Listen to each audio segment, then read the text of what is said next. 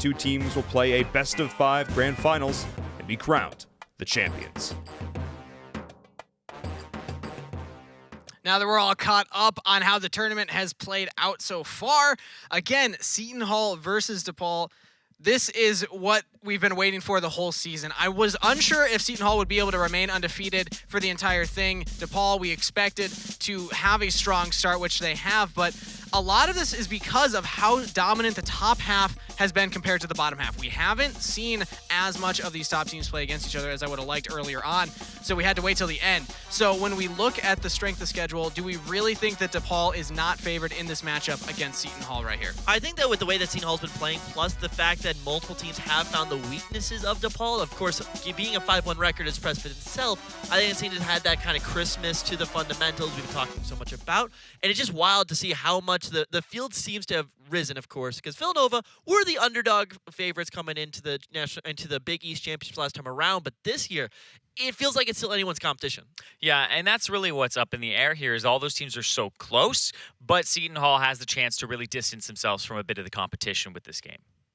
And if you were paying attention there in the standings, we do have our 4 playoff teams locked in already. It is going to be DePaul, Villanova, Seton Hall, and St. John's. So those 4 teams will be making it through. At this point, it's playing for seeding. It's playing for, are you going to be that number 1 seed playing against a number 4 seed right off the bat, or will you be stuck in the middle and have a slightly easier strength of schedule to get to that finals match? So we'll see if Seton Hall is able to continue that going forward, because a loss here would set them back, and that would, I believe, allow DePaul to move into that first spot. But let's take a look at the last time that these teams matched up against each other. Seton Hall did lose that one. DePaul took it 2-1. Yeah, and of course, you're looking at the top lane. BMD, of course, renamed this season, was a huge carry force for them, and I think that is what you're looking for DePaul to play through. But I think like this matchup you see right here was 2-1 in favor of DePaul, this match today is going to be that gut check for Seton Hall. They need to be able to put up or shut up with the best. DePaul, I think, is up there among the best in the East. So if you still want to hold that number 1 spot and show that you can continue these performances, you need to flip the script from last time around. Yeah, Seton Hall themselves here, 6-0. This is the roster that they were able to do it with. I've Earned This Rank is coming out as one of the star junglers, I believe, in this Big East Conference right now. He's had a couple fantastic performances so far. Coming in as a substitute jungler as well. Sometimes it's hard to earn the trust of your team with that, but I definitely say putting in work already. Yeah, and Seton Hall, from what I've seen in their games, they end up having pretty stompy games. They end up going over the competition. And keep in mind as well that the teams that are in currently right below them in the standings, right, this is their final game. So we're talking about DePaul is the one team in front of them. They've already beaten St. John's. They've already beaten Villanova. They've already beaten the teams that will be below them in the standings and in playoffs. So they've already proven that they're at least top 2. And I think a lot of that is off the back of this freshman jungler, and I've earned this rank. Yeah, freshman. So much time left to continue playing along with the Seton squad. Returned as a past collegiate player yourself, what do you think are the most important things for a freshman to be focusing on in their first year, in their first preseason, are going to be if you're thinking Seton trying to develop this talent? It's definitely the comfort, so not only with the academics themselves, you know, getting the ebb and flow, knowing when to do homework, when to grind out solo queue, but also just the culture of a program. And I found in collegiate that the culture is really what makes a team even stronger. You look at squads like Old Columbia College, especially New Maryville and UCI, they are cultures of winning, so being able to really become the culture yourself, kind of get into that rhythm in the day-to-day, that is what sets some of these teams apart. And when you look at a team like Seton, we're still waiting for the first time that a Big East team is a representative at our new Collegiate League International Championships. I think if they're starting to build off this roster, especially with some nice young prospects here, this could finally be a team to break that ceiling. Yeah, and we still don't know where their ceiling is personally because, like we just showed, there are some freshmen on this roster that have actually boosted them up, so they look a lot better than previous forms where they were kind of struggling for even 4th place. So Seton Hall, what are they going to look like? Are they going to be that top team? That's what we're here to figure out. Starting off strong in the preseason regardless. But DePaul on the other side of the rift, sitting at that 5-1 record. A couple of returning members from last season, but still not looking as dominant as they were. Again, they have lost a game. They came out looking by far the strongest team last time around. Now they're struggling a little bit more.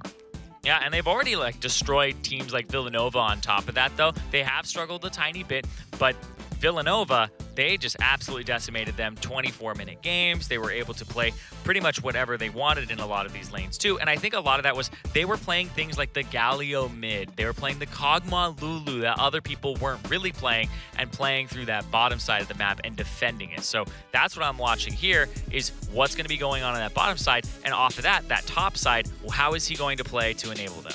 Yeah, and I think it is part of that confidence that really DePaul do bring. It's something they lacked at the end of last season when they lost to Villanova in the semifinals.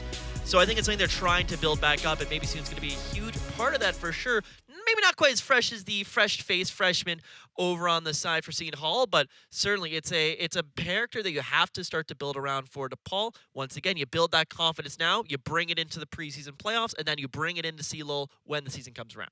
But speaking of that freshman player, we actually did have an opportunity to sit down with Seton's jungler, I've earned this rank, and talk about his thoughts on the match ahead. Hello, thank you for joining us, Ryan. I've earned this rank. Kijif Cannon, great summoner name. I love the creativity there. You got a match coming up against DePaul, the #1 team in the Big East right now. So right off the bat, what are you feeling going into this match?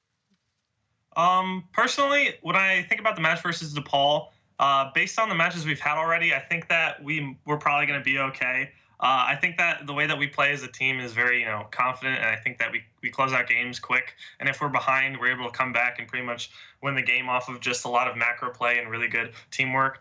So I'm not nervous against the game against DePaul, but I think that they will be the hardest team that we've faced yet, and I am excited to play against them for sure. Well, I'm happy you brought up your past performance as a team and where your strengths are lying. How would you rate your personal performance and then also the team's performance this year compared to last? I think that my personal performance, I can't really base it off of anything because I'm sort of a switch up from the other jungler. But in terms of the rest of the junglers in the league, I think I'm probably the best. Not because I'm the highest ranked or anything, but because I think that I have the best decision making, maybe mechanics, I guess.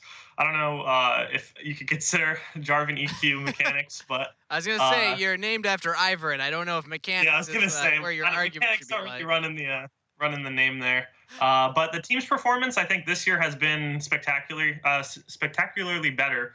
Not only because they weren't undefeated last year and they are now, and we have just a team comp that works together perfectly. Like, I don't know why. I keep fixing my hat here, but it's perfect. You look great, man. yeah, we're good.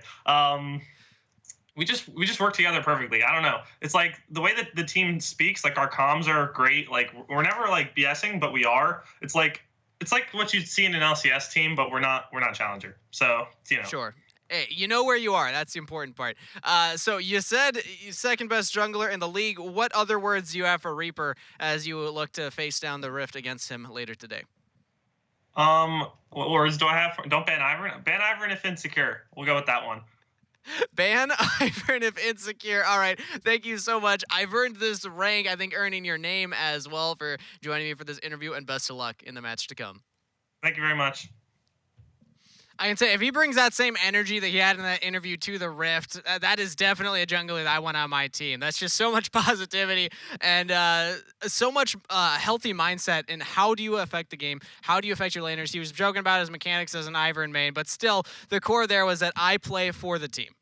Yeah, and I mean, it definitely, you got to be somebody who enjoys that type of play style if you're going to play Ivern, if you're going to play, I think, jungle in general to some degree at that team-wide level instead of make it about yourself. There's a lot of selfish people out there when they play jungle, but he's really one of the guys who even said, like Jarvan EQ, he's going to play less of the carries and more of the team-oriented tanks. Exactly, and interesting to note, there is actually a substitution coming in for Seton Hall, so we'll see how the jungle is able to play around the new top laner coming in. We do have Please Be Patient in for Flubber Burbler.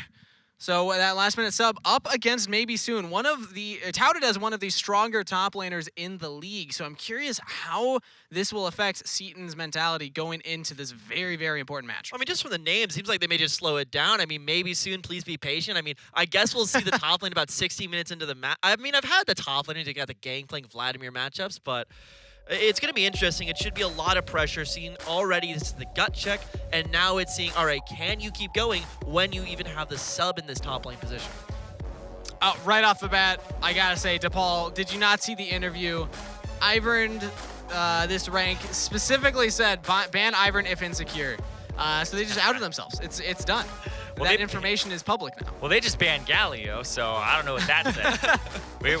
we were talking about how DePaul, they played things like the Galio mid, like the Lulu Kog'Maw bottom lane, and they're just still banning that stuff out. So, ooh, taking away what worked for DePaul in the past, it means that Seton Hall has done the research, and I do like that prep work coming into this match. This means everything for Seton. If they win here, they secure that first seed. If they lose, there's always the chance of a tiebreaker happening depending on how the rest of the matches shake up here. But DePaul, with that first pick on blue side, they lock in the Echo.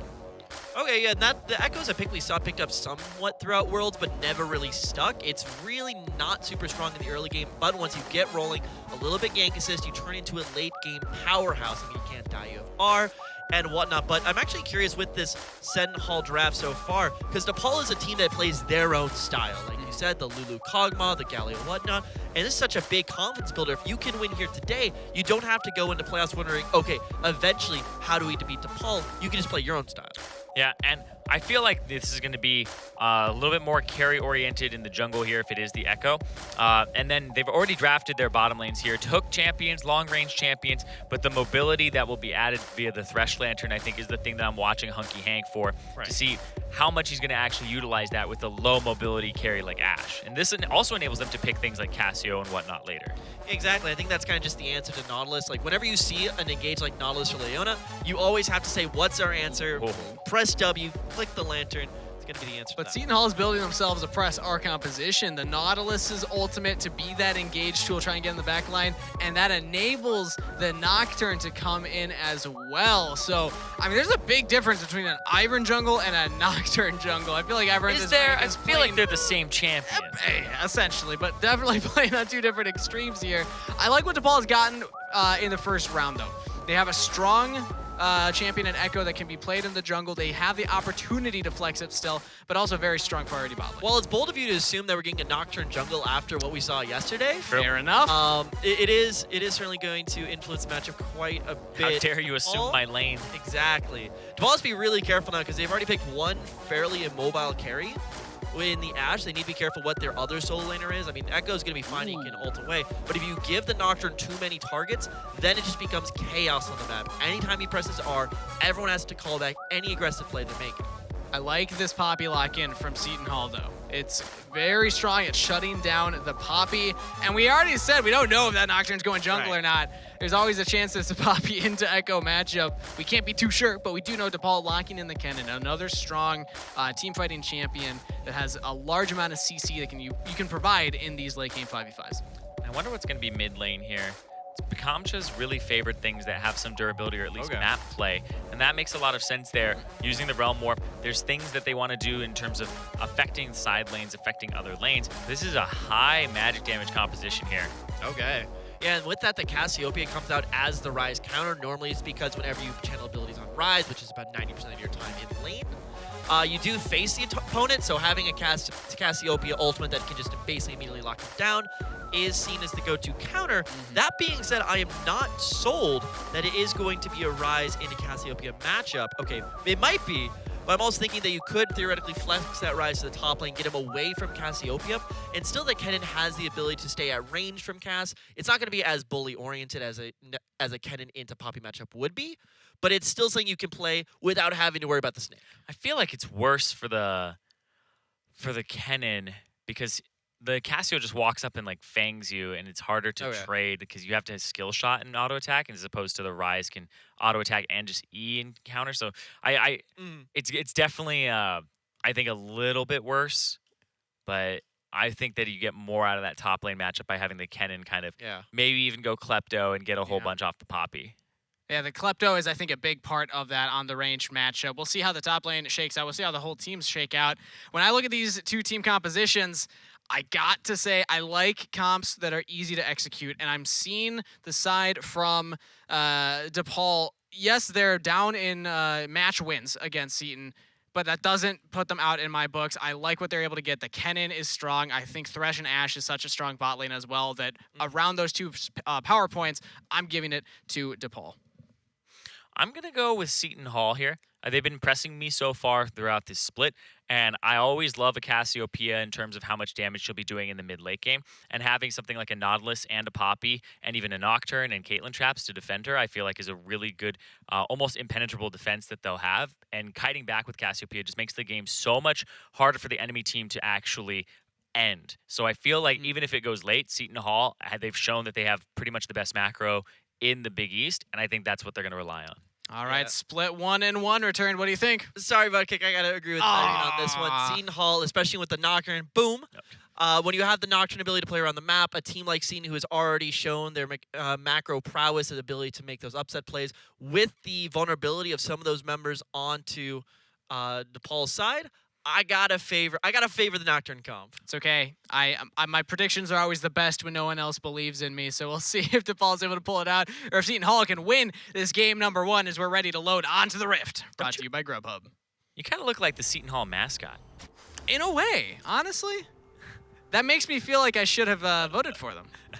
I'd need a. How can you do yourself like that? I need a shade a little bit, right? Whoa. Already early play here from the side of DePaul, catching out Seton Hall, trying to invade. They get multiple flashes out. Can they get more for this? Blinking health bars on the side of Seton Hall.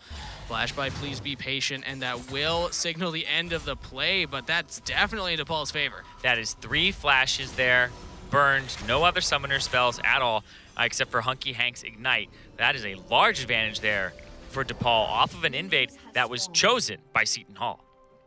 And trying to invade into the likes of the Thresh, into the likes of the Ashe, 2 very, very strong champions in the early game. Bold move, to say the least, from Seton Hall. We'll see if they're able to come back from this one. Yeah, I mean, we already see Kennen having that Kleptomancy, would have been able to get a few procs of that. You see, actually, nothing picked up in the inventory quite yet. He did get the potion. You can't get that without a... you're right. There we go. I was like, I feel gold. like he should have got something, but yeah. There we go. That's what I was missing. But no kills coming through, so no major advantages. But where the flashes are is what I want to keep track of. Please be patient on the top side. Now needs to be careful, because not only are you dealing with a range matchup of the Kennen, but you're more susceptible to a gank. And Reaper, on that bottom side start, looks like he'll go for a level 3 clear with 3 camps. And he'll make his way to the top side slowly. So he would hit the top side about level 4. It will be a longer route, so it'll be a little bit more farm-oriented here, unless he's going to go for a bottom lane gank. But I feel like there's nothing really to do on that bottom side at this point in time. So it'll be Krugs into his Raptors, into his Wolves, and just a full clear overall. And oh man, Numgums, he has no flash. Misses, no flash on the Nautilus. Heal might be used by Crop. It is early on. No Ignite to trade back, but look at what Cape Crop is doing onto Hunky Hank. So much damage answered back. Yeah, Crop really saved that, because otherwise that Numgums, he's going down. That return damage, Hunky Hank needed that to be dissuaded and pushed off. I feel like that's something that a lot of ADs miss out on, is if you have to, kind of walk away and your support gets caught, don't walk away with him, defend him. Oh, you talked about Reaper. Where was he going to go early on? Dead. Another hook. Death sentence onto Numgums, and that will be a dead Nautilus. First blood goes over to King Mason. Yep, he is absolutely dead there. Good hook, back to back to back. I mean, he's just on fire right now. Hunky Hank really putting the game on his back, and it's only been 3 minutes in. Meanwhile, we see I've earned this rank heading towards the top side. Sees that this wave is pushing in, but spotted on the ward, clearing out this Scuttle Crab on the top side. So Reaper was able to go down for that gank and doesn't really get punished for it, although is behind slightly on jungle clear, as I've earned this rank might go for a blue buff steal. Yeah, but also the Kennen is there, the Poppy is there. I feel like he's handed off to the Cassio. Yeah, Mayan Hay might be able to pick up an early blue buff. This would feel great in this laning phase for a champion that usually is starved for mana early on. And that's the only thing that actually prevents Cassiopeia from killing people, is that she doesn't have the largest mana pool.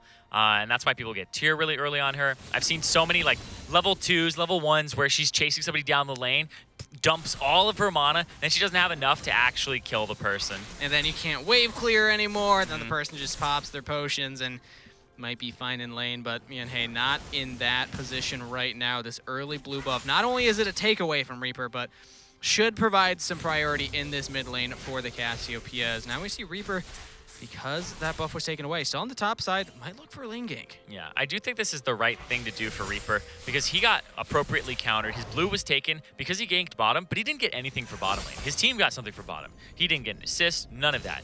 So he had his jungle taken away. He'll be a bit behind. He's absorbing experience in the lane and then backs after getting level 4. Yeah, it doesn't actually find the gank on the top side as Please Be Patient was getting pushed in, but now Hunky Hank with a roam to the mid lane. Lockdown onto Mianhei, no flash used, and another kill picked up for DePaul. And Hunky Hank, he has just been doing so much work. I'm shocked that he made it there. And that is why we're sitting here going, okay, Yeah, that he went for the back and then went right to the mid lane. But yeah, exactly, because he went straight up and there's no ward there. That's the only place there's no ward that would have spotted Hunky Hank's route. They have one in the tri-brush. They have one over by the dragon pit, so even if he went and took a blast cone, and then they even have one just right above the screen right now, just a little bit up. So yeah, everything warded up here. I feel like Seton Hall assumed that they had control over this bottom side, but you just got to be prepared for that type of roam coming in from a Thresh. Well played by DePaul overall to make that play happen. Gold goes on to the Thresh, so more power on the bot side after that play, but Mianhei does burn the teleport to get to the mid lane and gets a push out, so maybe with this mid lane priority, Seton Hall can look to do something. I think they might start up that dragon or at least get more control of that area. They really want to do it. Nocturne's pretty decent, but I don't know how much mana you end up having for the Cassiopeia at this point. So yeah, they're just going to get the Scuttle Crab, continue to push. And Reaper, he's the person that I think has to really figure out what he's doing in the jungle here, because Nocturne will hit 6 in a few more camps, and Reaper is still running around level 4. And now we see Ivor in this rank potentially going for a gank here on the bot side. They engage in onto Hunky Hank, flash forward. They want King Mazian, who has both summoner spells available. Reaper has joined the fight. Numgum's in trouble. Will go down to the DPS of King Mazian. There's a flay back. Ivor in this rank could be in some trouble. The death sentence misses, but Reaper is right on top of this Nocturne. Can't lock him down enough, so Ivor in this rank gets out, but still DePaul with another kill. Yep, Reaper showing up at the right place, and again, Hunky Hank with these hooks. That was the flash there from Numgums, and even though the flash from both Hunky Hank and King Amazing is blown, they still get that kill, and now they're putting pressure on this bottom side. This Nocturne, he's low. He's not going to be able to just do this blue all by himself here. Reaper he's doesn't gonna wait. there. Reaper assumes he backs, and look at Numgums coming up. Reaper could be in a lot of trouble. There's a smite for Nocturne and no smite for Reaper. Oh, does Ivor in this rank know that? He's going for it. Is actually able to... Does he get it? I'm not sure if he does, but look at the bot side. Krob getting engaged on. Might take down King Mazian. One more auto. He can't get it out. He cancels the auto. But blue... Okay, there you go, observers. Blue buff did go to Ivor in this rank, but Crop on the bottom side, that's rough. Yeah, oh man, and right here, let's watch these flashes because the hook is dodged out, and then Numgums decides he wants to go in. Perfect play there from Hunky Hank. The flash forward to root King Amazing, who then flashes away, and now they're in a bad position, and they just get kited down. Ashe, so strong with things like approach velocity, as well as the lethal tempo. Just the Q does so much damage, and you can constantly slow people. So once you make that mistake and you don't have your flash, you're dead to rights. There's no way that you get out of that. You're just slowed constantly. And now King Amazing is 3-0, has the BF sword along with the Caulfield's Warhammer, already building towards that Essence Reaver that we expect with Ashe builds nowadays. King Amazing in a fantastic early game here, participating in 3 of the 4 kills, but look at Hunky Hank participating in all 4. So far, it's been action on the bot side and mid lane.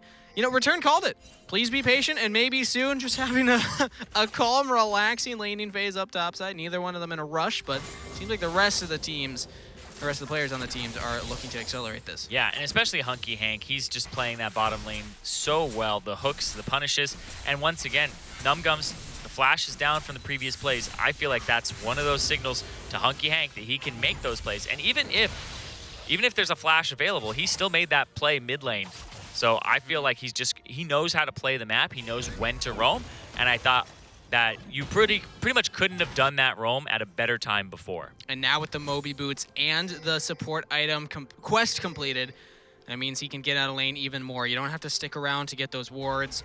You can roam around quickly with the Moby Boots, so I'm expecting Hunky Hank to just roam more from this point on, but maybe Mianhei catching out Reaper Doesn't actually lock him down, but they do get priority around this dragon. And it's a Mountain Drake too. And this early in the game, it'll help you get a few more plates. It'll pay off. And also, it'll help you take that Baron later. So everybody's going to really want this. So I'm watching teleports on the top side. This is why like the buys are coming in on there. So you have things like that Proto Belt available. Yeah, I was going to say, we think about the impact of what a teleport will bring.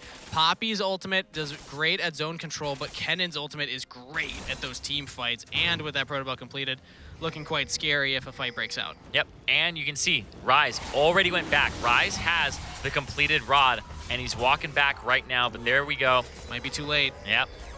The rest of the team from DePaul, they don't even know that this dragon's going down. They were not prepared. I think Seton Hall might get a successful sneak here. Yeah, that dragon is secured by Seton. Yeah, they just don't have any control on that side. The control of the bottom side, funnily enough, even though it's 3-0 for King Amazing, Oh, and no. it's 1-0. Oh, Oh, yeah, there was no 90 caliber net from Crop right there. yeah. The thing I really like about that is when somebody pushes themselves up against the wall, that's when you want to throw your hooks. I see a lot of people throw bindings and hooks and stuff like that when the person is out in the open. When they push themselves against the wall like that and they're dodging from you, they actually can't dodge in a few more directions, right?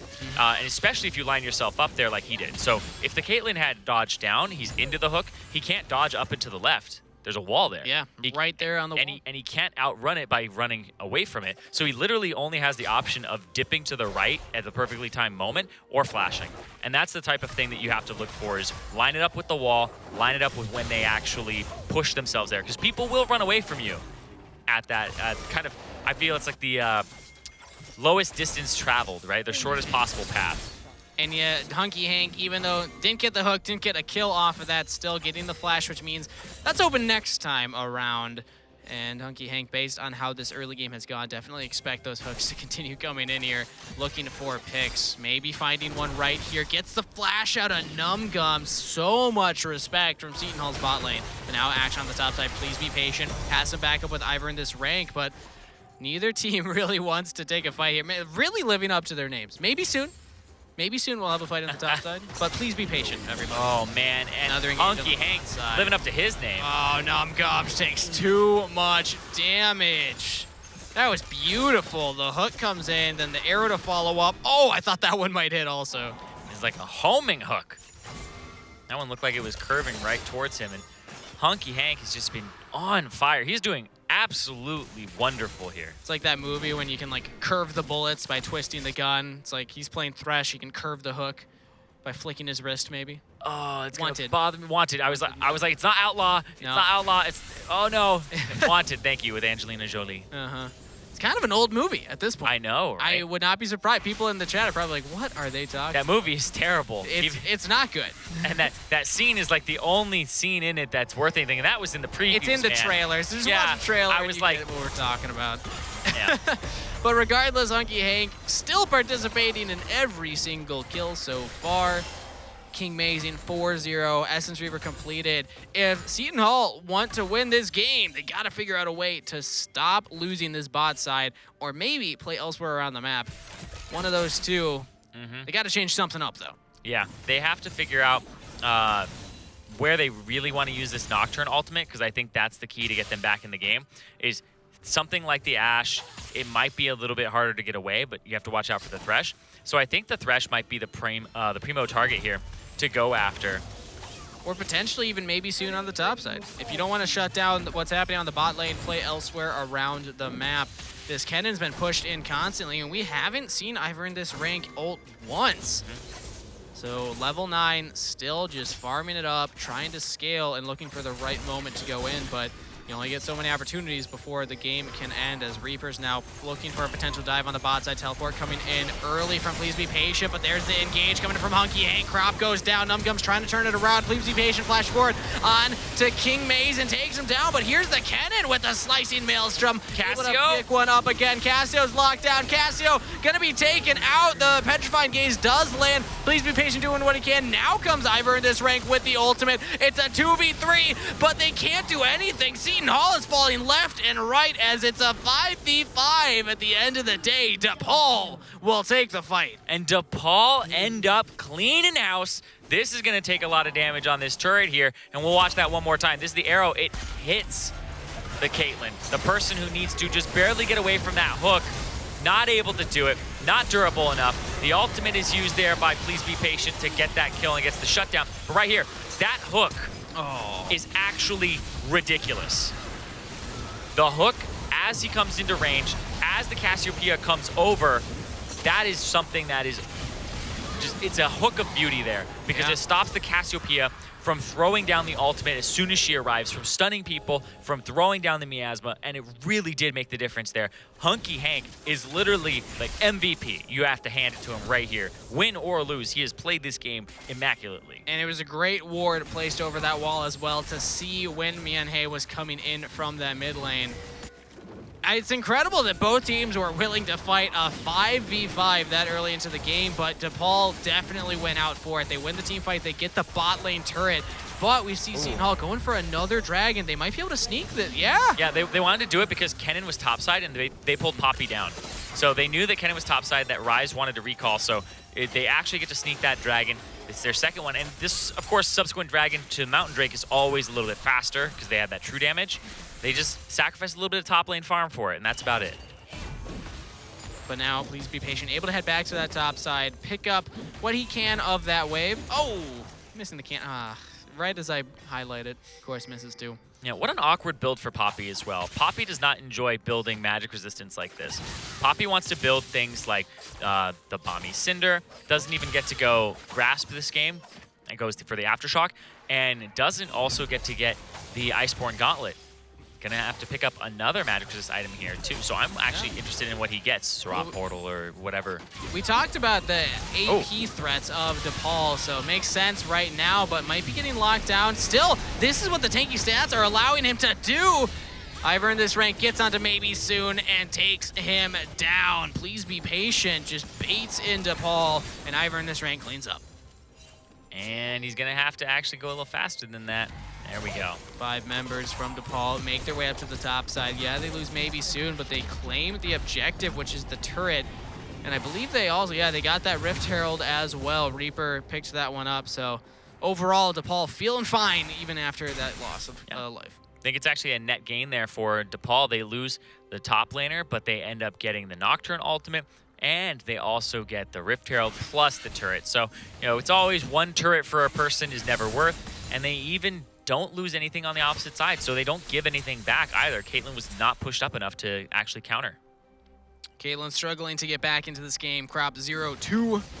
Hasn't completed a first item. Meanwhile, King Mason, 4-1, has the Essence Reaver building towards that first Zeal item. So when we're thinking of power spikes, we're thinking of itemizations, DePaul is in such a better position to make things happen on the map, which is why it's surprising to me that Seton Hall's been able to sneak away those 2 dragons. They're behind on turrets, they're behind on gold, but they're still holding on based on the dragon objective control. Which is, once again, you said it's funny. It's doubly funny for me because that's the bottom side of the map where all these bloody fights have been happening where they keep losing them, and the Ashe is 4-1-3. What's up with that? And the Thresh still has 100% kill participation. It's because he's roaming everywhere. I know. He's got those Moby boots. He's like, bot lane doesn't even exist to me anymore. Just gonna go mid until it's a 5v5 bot lane, and then of course, it exists. But still, Seton Hall, that's really what's keeping them in this game at the moment. DePaul, though, I mean, despite the fact they're the 5-1 team, Seton's the 6-0. DePaul looking like they're very comfortable in this matchup. Sometimes when you see teams that are below in the standings kind of punching up to the ones that are above them, they play respectful, they play safe. This is not what's happening right now. They are playing aggressive as they jump onto Mianhei, taking down the Cassiopeia, but Ivan in this rank trying to turn it around, getting onto the Ashe, cannot take him down. It's 2 kills over to DePaul University. Gumnum's in trouble, able to hit the blast go, but the death sentence stops the retreat, and he goes down. 3 fall for Seton Hall as Please Be Patient tries to help out his team, but cannot do anything but watch as DePaul University claim their kills. Well, they also get to push that bottom lane turret with their top laner, maybe soon. He's just able to go bot. They have a Rift Herald mid. There's so much on the plate here for Seton Hall to have to deal with. This is an absolute just clinic here. Maybe another pick here onto Please Be Patient. Flash is available for the Poppy, but also pretty tanky in the stat department right now, but the Rift Herald being escorted in, taking down 2 turrets in the mid lane. It's now 5 turrets to 0 for the side of DePaul University. They are getting so much for all of these fights. 8,000 gold lead. They just ballooned it. Yeah. Absolutely out of control. And these wards are disgusting. Hunky Hank, so much patience here. They don't even see this ward yet. Arrow comes out. King Amazing and Hunky Hank have just been destroying this bottom lane. I actually feel like this is so disgusting and hard to deal with. There might be an Ashe ban next game. Because there's a chance. There's got to be a Thresh ban at least, right? Well, I think the Ashe is enabling these types of plays because they always know where the jungler is. They're always hawk-shotting, and when there's an Ashe that keeps doing that, and even just getting jungle timers, and a team is timing them and saying, oh, his Raptors aren't up, but his Gromp is, it means he's going to come Gromp, and then in 2 minutes or a minute and a half, you know he'll kind of can guess he'll be on top side after that. So you really do have kind of this jungle flow chart in terms of what they'll want to do, and you get to fill out that chart with the Ashe hawk shot. It's giving so much information to the side of DePaul, and DePaul is making smart plays with the information gathered. That's the most important part. Not only are they finding picks and finding these team fight wins, but then they're translating that into more. They're getting the turrets that they need. They're getting the Rift Herald. Yeah, they've lost the first 2 dragons from sneaks that Seton Hall put in, but they will claim the 3rd here uncontested as Seton Hall trying to establish or reestablish their own vision control on the top side of the map. So very impressive play so far by DePaul University. Yep, and there is just so little gold in comparison on the side of Numgums because, like, Hunky Hank, he almost has his Knight's Vow completed. He has the entire Zeke's, and there's just a cloth armor for Numgums in terms of what he has besides boots and his upgraded trinket. It's a 400 gold bounty. That's the highest bounty on the team for DePaul University. I think Hunky Hank is making an argument for being one of the better Thresh players in this conference here. A lot of supporters like to play this champion. No surprise why. You can do a lot of fun stuff on it, as Hunky Hank is showing off here. But if Seton Hall is going to find a way back into this game, it's going to be around this Cassiopeia, but you can't get caught like that. Mian Hay goes down. A lot of the DPS just was taken out from Seton Hall's composition. This means that the Baron might be the prize. Yep. Once again, hawk shot, arrow, King Amazing just being like, all right, he ordered it up. Here's some freedom. Gives him the bald eagle, and he goes down, man. I feel like you wait too long to make that flash happen. Hold on, though. Might be looking for a play here over the wall. I've earned this rank. Is he going to ulti? Can he ulti? Good look for the ulti. Throws it out. Oh. Just to push DePaul away. The Baron has reset, but DePaul's right back on top of it. It's at 1,000 over the walls. Ivor, but he can't quite get it, and that's going to be the team fight loss as well from Seton Hall. They go for the steal, and they're punished for it. DePaul University get the Baron. Yeah, DePaul is actually just wiping Seton Hall over and over again here. They are getting nothing. They have literally 4 kills and the 2 dragons that just came from, you know what, a lot of roams from Hunky Hank, so maybe they sacked the bot lane, but this has just been such a good game here from DePaul. This is exactly how you want to start a series off. 4-0-10 from Hunky Hank, participating in 14 out of 16 kills. Yeah, pick and ban phase is going to be fun to watch for this game number 2 to see what Seton Hall thinks the answer is here.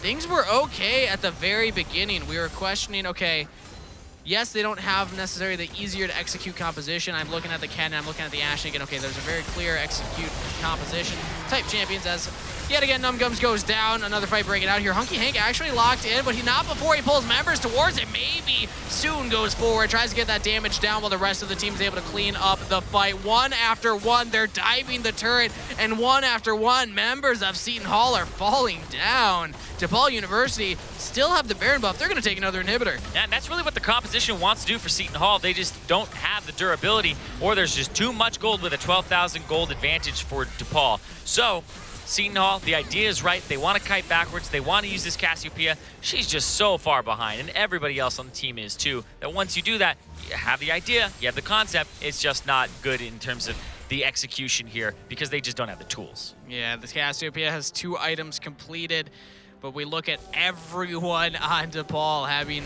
the same, if not more, items done.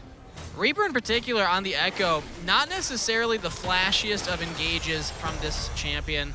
Very strong at follow-up engage. That's exactly what the rest of the team's providing for him. The Ash Arrow, the Thresh Hook, and then Reaper coming in and cleaning up these fights. 5-1 and 7. Impressive stat line on him as well. And the mostly AP composition is paying off here for DePaul University. Doesn't matter how much MR Please Be Patient gets, he just can't be a frontline enough to prevent his team from going down. Yep, his team, it's really hard to deal with the AoE of the Kennen, as well as the Ryze just actually does substantial AoE with the changes to him with the E and the Q. So they have to find a way to pick people off, but there's a Phantom Dancer now on King Amazin. He also has a Knight's Vow. I feel like this Nocturne pick is completely shut down at this point. I don't think he has really any good target to go on. I feel like the ultimate is mostly just a cover. Defensive Nocturne ultimates are not what the champion was built for. They can be effective in the right situations, but you definitely want to be proactive and looking for these plays to get you back into the game. And with Supers pushing mid, Supers pushing bot, it's so hard to prevent this siege here from DePaul University. They have the Baron buff. They can just walk these minions in, let the Supers distract Seton Hall elsewhere on the base. Will there be an engage from Seton Hall? They gotta look for something now. Oh, please be patient. On the flank. Reaper trying to do what he can. Ivern, this rank, is the one trying to catch these super minions, but there's Please Be Patient, trying to engage onto Reaper, but with no follow-up from the rest of the team. Can't get much else for it. Yeah, they're just trying to push these waves in. Ivern, this rank is going to have to go back and heal, but they are going to defend their turrets. Next Drake is almost on the table here, and that Baron buff actually...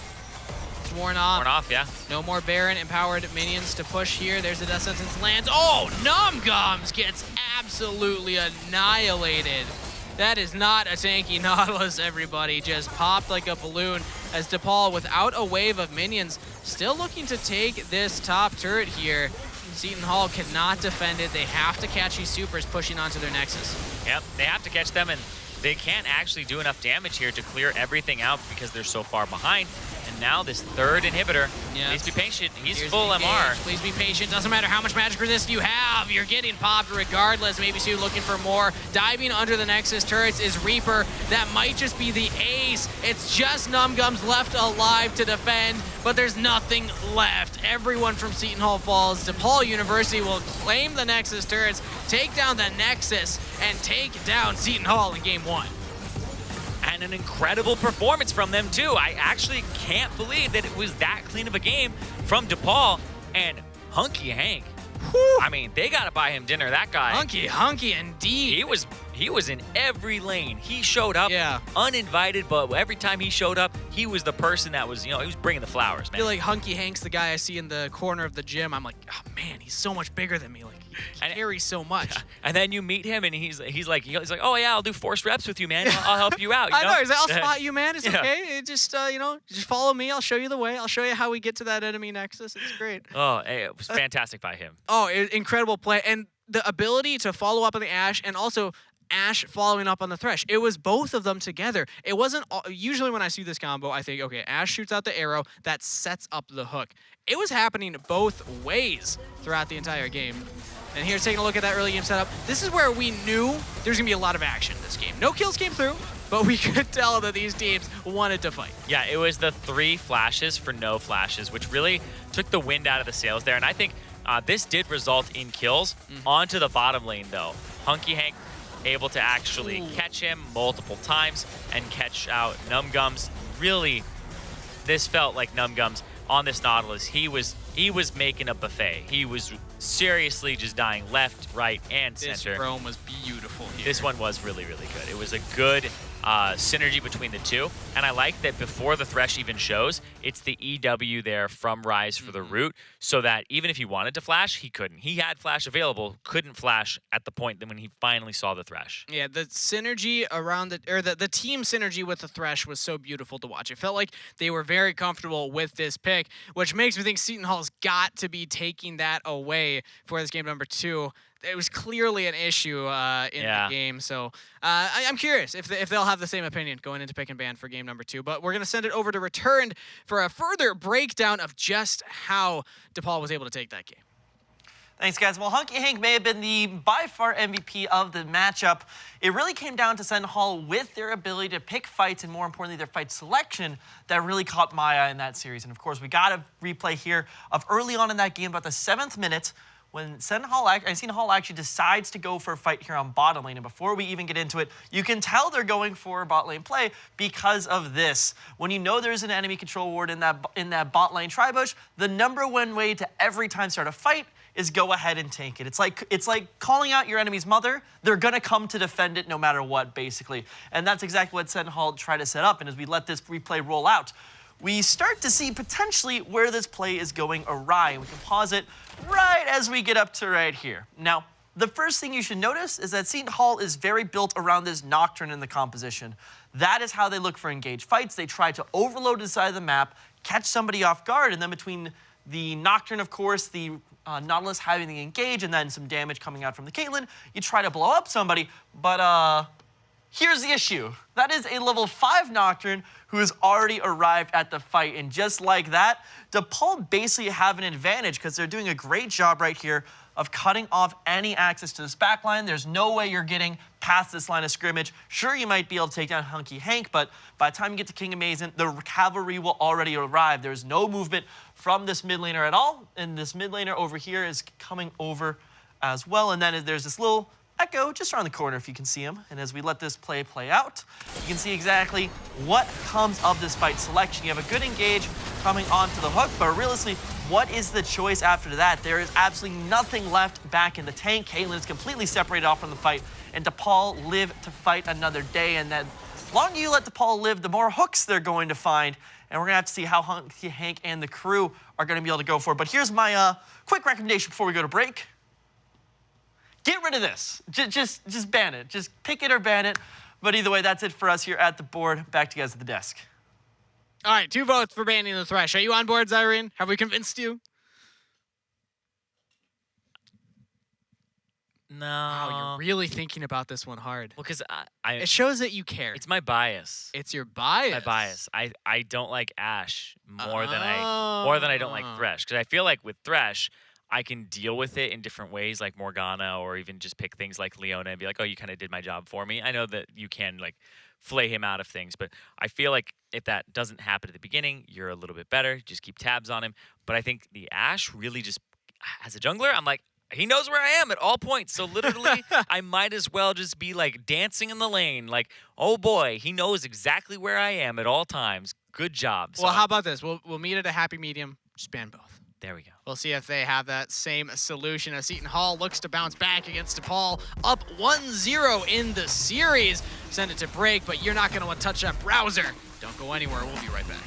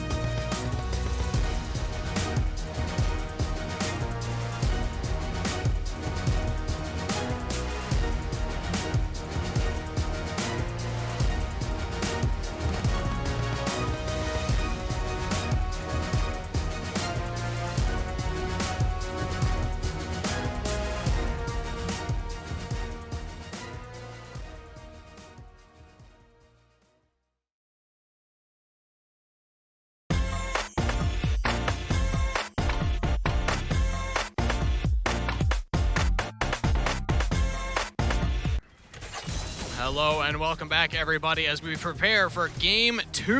DePaul find themselves 1-0 in the series against Seton Hall after play-by-play made by Hunky Hank on this Thresh. Some incredible performance from the support player. Yeah. Yeah, I appreciate the first thing we come back to is him going wide on a hook, but that definitely was the was the contrary. Now, it wasn't quite the rule, but no, he had absolutely fantastic performance. I think Irene had a huge point as well, though. It wasn't just the Thresh. Like, when you're playing a pick support, you're only as good as your vision is. And definitely, that is something that DePaul absolutely dominated. It was setting him up for success, and then he cashed it. Yeah, he did a really good job of placing wards. That one that's over there right on the left of this fight really makes this one, because you can even see when does Cassiopeia come into vision. It's right here, and then he's like, oh, whoa, and he's got this hook pretty much ready to go and prevents the team from almost having the entire fight just flipped on them. So great vision, great enabling there with the stuns from Ash as well as the Hawk shot. So I think the combination of the Thresh and the Ash really need to be looked at here, and this is one of those examples. Yeah, catching out two members on the rotation.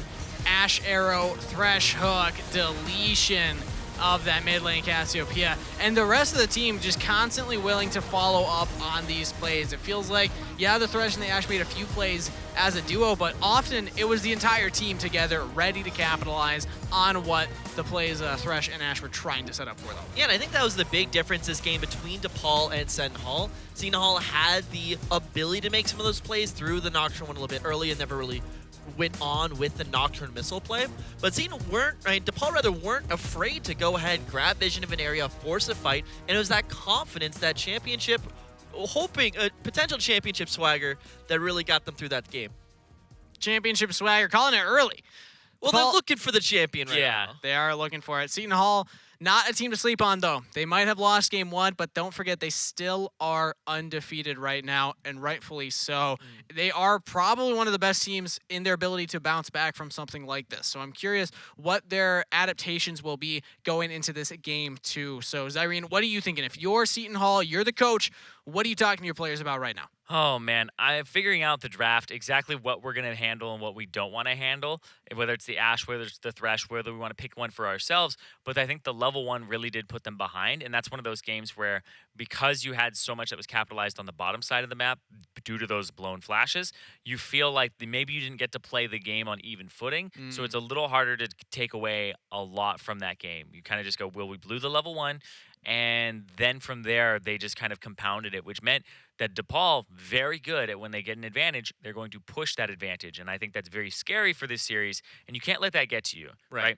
You have to be the ones to be the aggressors. You have to be the ones to make the plays, even though they had that level one that was on their terms.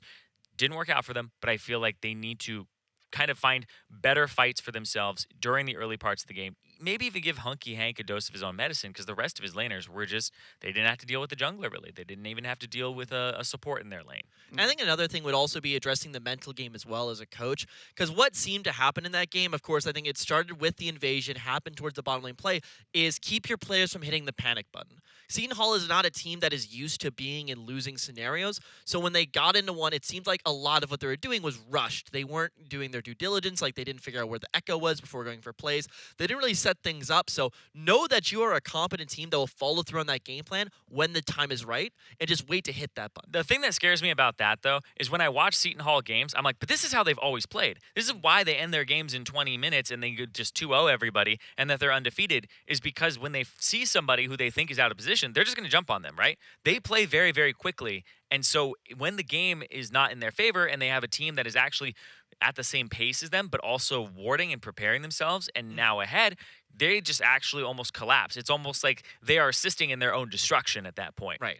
Looking for maybe plays that they shouldn't be right away. I think patience might be a good word to sum up how early game can change here for Seton Hall. Is be confident in the plays you make, but be patient to make the right plays. But regardless of how that game one went, they still have a chance for a game two. But we're going to send it over to catch up what's happening elsewhere in the tournament right now, as Marquette versus Providence happening at this moment as well. We see the final team fight here as Marquette is able to march into the base. Yeah, just a straight up play. I mean, Marquette looked like they're pretty well stacked. If I actually remember this game correctly, it is a Kale, Vladimir, Vayne composition. Yep. I don't know if you could factor in more scaling if you tried. You could probably slide in a few places, but that is the ultimate in, just wait for the late game, 50-minute win condition, and it seems to have worked for Marquette pretty well. This is when I bring up, what about like a Cho'Gath, an infinite scaler? Oh boy. Oh, no. Oh yeah, I love that. This term. is where you be a smartass. This is what the classic play-by-play move. Yes, but what if they had a Cho'Gath? I just gotta collect, or a Search smart Vagar. button. push my glasses up as I say it. Or a Nusis. A Nasus. Oh, there we go. Nasus Vega. I forgot about those two also. But to get back into the match at hand, Seton Hall find themselves down 0-1. Probably the scariest position that they've been in all season. I mean, you said it yourselves, Irene. They've been 2-0ing pretty much everybody so far. So we'll see if they're able to bounce back here. But DePaul looked confident. They looked very, very comfortable in the composition that they were able to pick up for themselves. So I'm curious, will Seton give a similar composition? So far, Seton Hall, they're more afraid of that Galio. This is the second time that they banned it. Yeah, that was actually one of the biggest things I had going into this draft, because you potentially either have to ban the Thresh, Ash, or both, or that was what we were saying. Do you let off on some of these DePaul-specific bans, and what does that allow through? My thought is maybe they ban not the Cogmom, but just the Lulu, so try to prevent the Juggernaut composition by preventing half of it. But there are other ways to play around that if DePaul wants, but now this does open the door for the DePaul style. But Zyrene, it looks like they're going with your recommendation, taking away the Ash. Feeling like that was the bigger issue, tracking the jungler. And now on the blue side, they get to grab the Ryze first pick. Yeah, I really like the Ash ban. Like, the more I thought about it, it's like one of those things where you feel like you're being beaten by one pick, but that pick is actually set up by a very crucial pick that I think is pivotal. The fact that they had the Ash that could just track the jungler meant there was never any threat on any of these lanes, and also they could actually figure out what areas were warded and which ones weren't by tracking the jungle. You can actually kind of use process of elimination and be like, oh, he's actually full cleared his top side. There's no way there's wards on bottom side, right? Or there's all their wards, they see control wards up the river. It's like, okay, well, now he's gonna back and go this way, right? So you can spot the control wards with the hawk shot without even stepping on them. Yeah, and sometimes you don't even need vision on somebody to know where they are. As long as you know where they're not, you can have a good educated guess on where they could be on the map. But now we see the answer from DePaul. They're locking in the Echo yet again for Reaper, and something new coming in here, the Lissandra. Returned, I noticed you react. What are your first thoughts on this pick? So definitely it fills a few different holes. I mean, the Ash with the ultimate is going to be helped out by Lissandra. You don't get the vision from it, but you certainly get the engagement. But this is also a very durable composition. Not because they have super high base stats, but because that both Lissandra and Echo have ways of making a fight longer. And from DePaul, remember, they have the Kog'Maw in the back pocket. This is a perfect thing you want to fight behind. It's like why you have Zillion in a comp. Not to make an ADC relive, but to make those tanks even tankier, and that's what this does right here. Yeah, well, they're also grabbing the cannon. They liked that from last game, it seems, for maybe soon. Seton Hall not grabbing their AD carry. They were opting for this first pick last time around. Seton Hall, they get the Morgana and the Ornn. So they have hard engage now from the top laner. And I mentioned this too when I was talking about which one, Thresh or Ash. I was like, you can pick a Morgana or something, right? You can pick a Leona. So they picked the Morgana to kind of stops them from picking Thresh, saying like, okay, it's going to be really hard for you to actually play Thresh into this composition now. And I feel like they just tried to shut that off. And yeah, banning 280 carries too, the Vayne and the Kai'Sa. Yeah, they're banning off those hard scaling elements. However, I think they potentially could have gone for something like either the Jinx or the Kog'Maw. And seeing the Janna already, I think that is exactly where we're headed. The benefits with Kai'Sa and Vayne being on the other team, especially Vayne, is that while yes, it is hard to hit them with skill shots, if you have point and click CC, Xayah. they are shorter range. Xayah? Yeah, I'm like, you just go Xayah here, and then you just push in on the Kog'Maw and you wave clear. Exactly. Like, I actually feel like this is totally fine because you have a wave clear AD versus if they go for Kog'Maw, then I mean it's not that awful actually. And the Olaf locked in, a jungler that likes to gank early on. This could be very dangerous for DePaul's bot lane if they lock in a scaling AD carry, something that doesn't have any appeal for its own.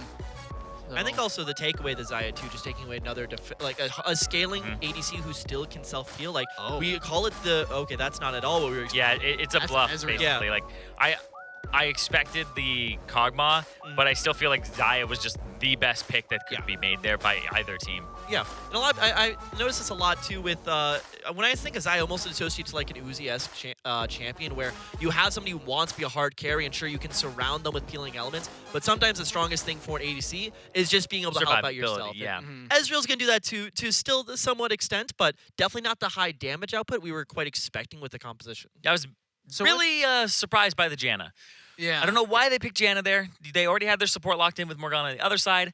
You could have taken Zaya there and then just picked whatever you wanted as your last pick. Like, I don't know why they went for that. Maybe they were expecting something else. I would have liked a different AD carry to round out the whole composition, and for those reasons, I'm actually flipping my prediction. I'm going to be giving it to Seton Hall this time around. I like what they were able to pick. It makes more sense to me. I feel like I understand what their composition is meant to do. Yeah, and I'm going to agree with you. Even though they didn't win the last game, I feel like Seton Hall, I really like what they've put together here, and I like that they stopped what was going well for DePaul in the previous game. The ban of the Ashe and the pickup of the Morgana early to dissuade the Thresh. I think they shut down the two things that we had big criticisms for that were let through the draft. Yeah, make it a jackpot here. I'm going Seton Hall as well. I definitely like the idea behind the composition. I think I saw where DePaul were going with draft. I think it almost, for me, feels like a flex away at the last second.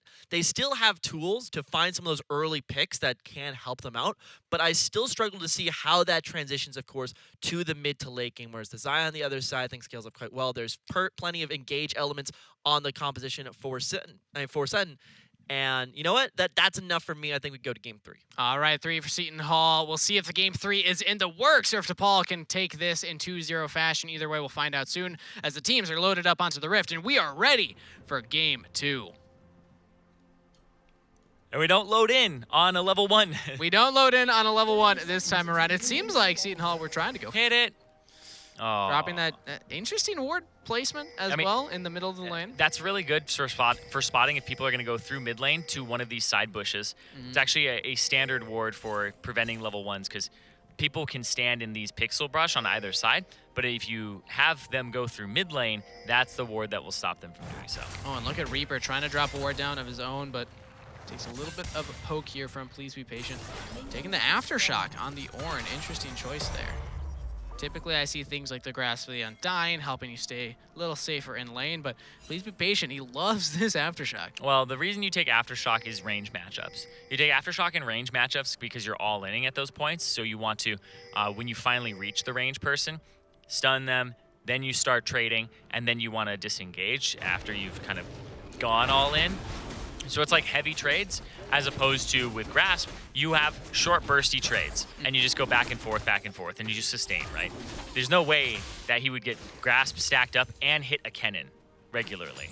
Fair enough. Last time on the Poppy, had a fairly decent game into maybe soon during the laning phase. Felt like the range wasn't really that oppressive. We'll see if the same thing can happen here with the Ornn, but I think Poppy's the exception where you can take Grasp and feel good about it. get that ranged auto attack every now and then, so the sustain will come through. But I'm not expecting a lot of action on the top side, mostly based on what we saw in that last game. It seemed like neither jungler, neither team felt like they needed to play through their top lanes, but Oh boy. a lot of poke landing on Crop right now on the bottom side. This is where all the action happened last time around. This is where we could see action happen here from DePaul's side. Yeah, they've just gone full poke lane. So they've gone for the the Ezreal with the W and the Q, and then this is going to be a W max from Janna most likely.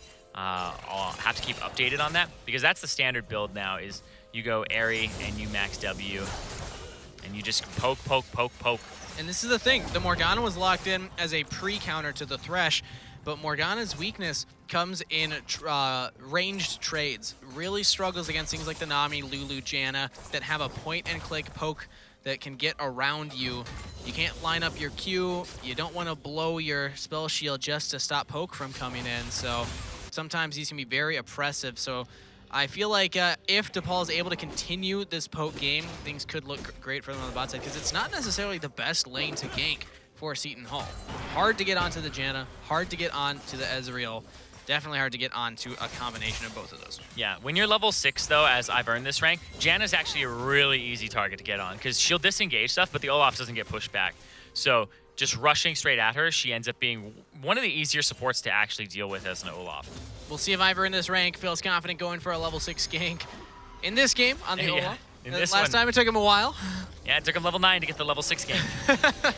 As the Nocturne, questionable for sure, but Definitely. I feel like Seton Hall didn't feel confident in making plays in the early stages of that last game. They tried that one. It didn't work out when the Nocturne was level 5, and they just didn't do anything after. Exactly, and that's why I don't want to harp on him too much for it, because I know I made the joke of, it took him till level 9 to use it to level 6 gank, but in reality, yes, it's like that. It's oversimplification.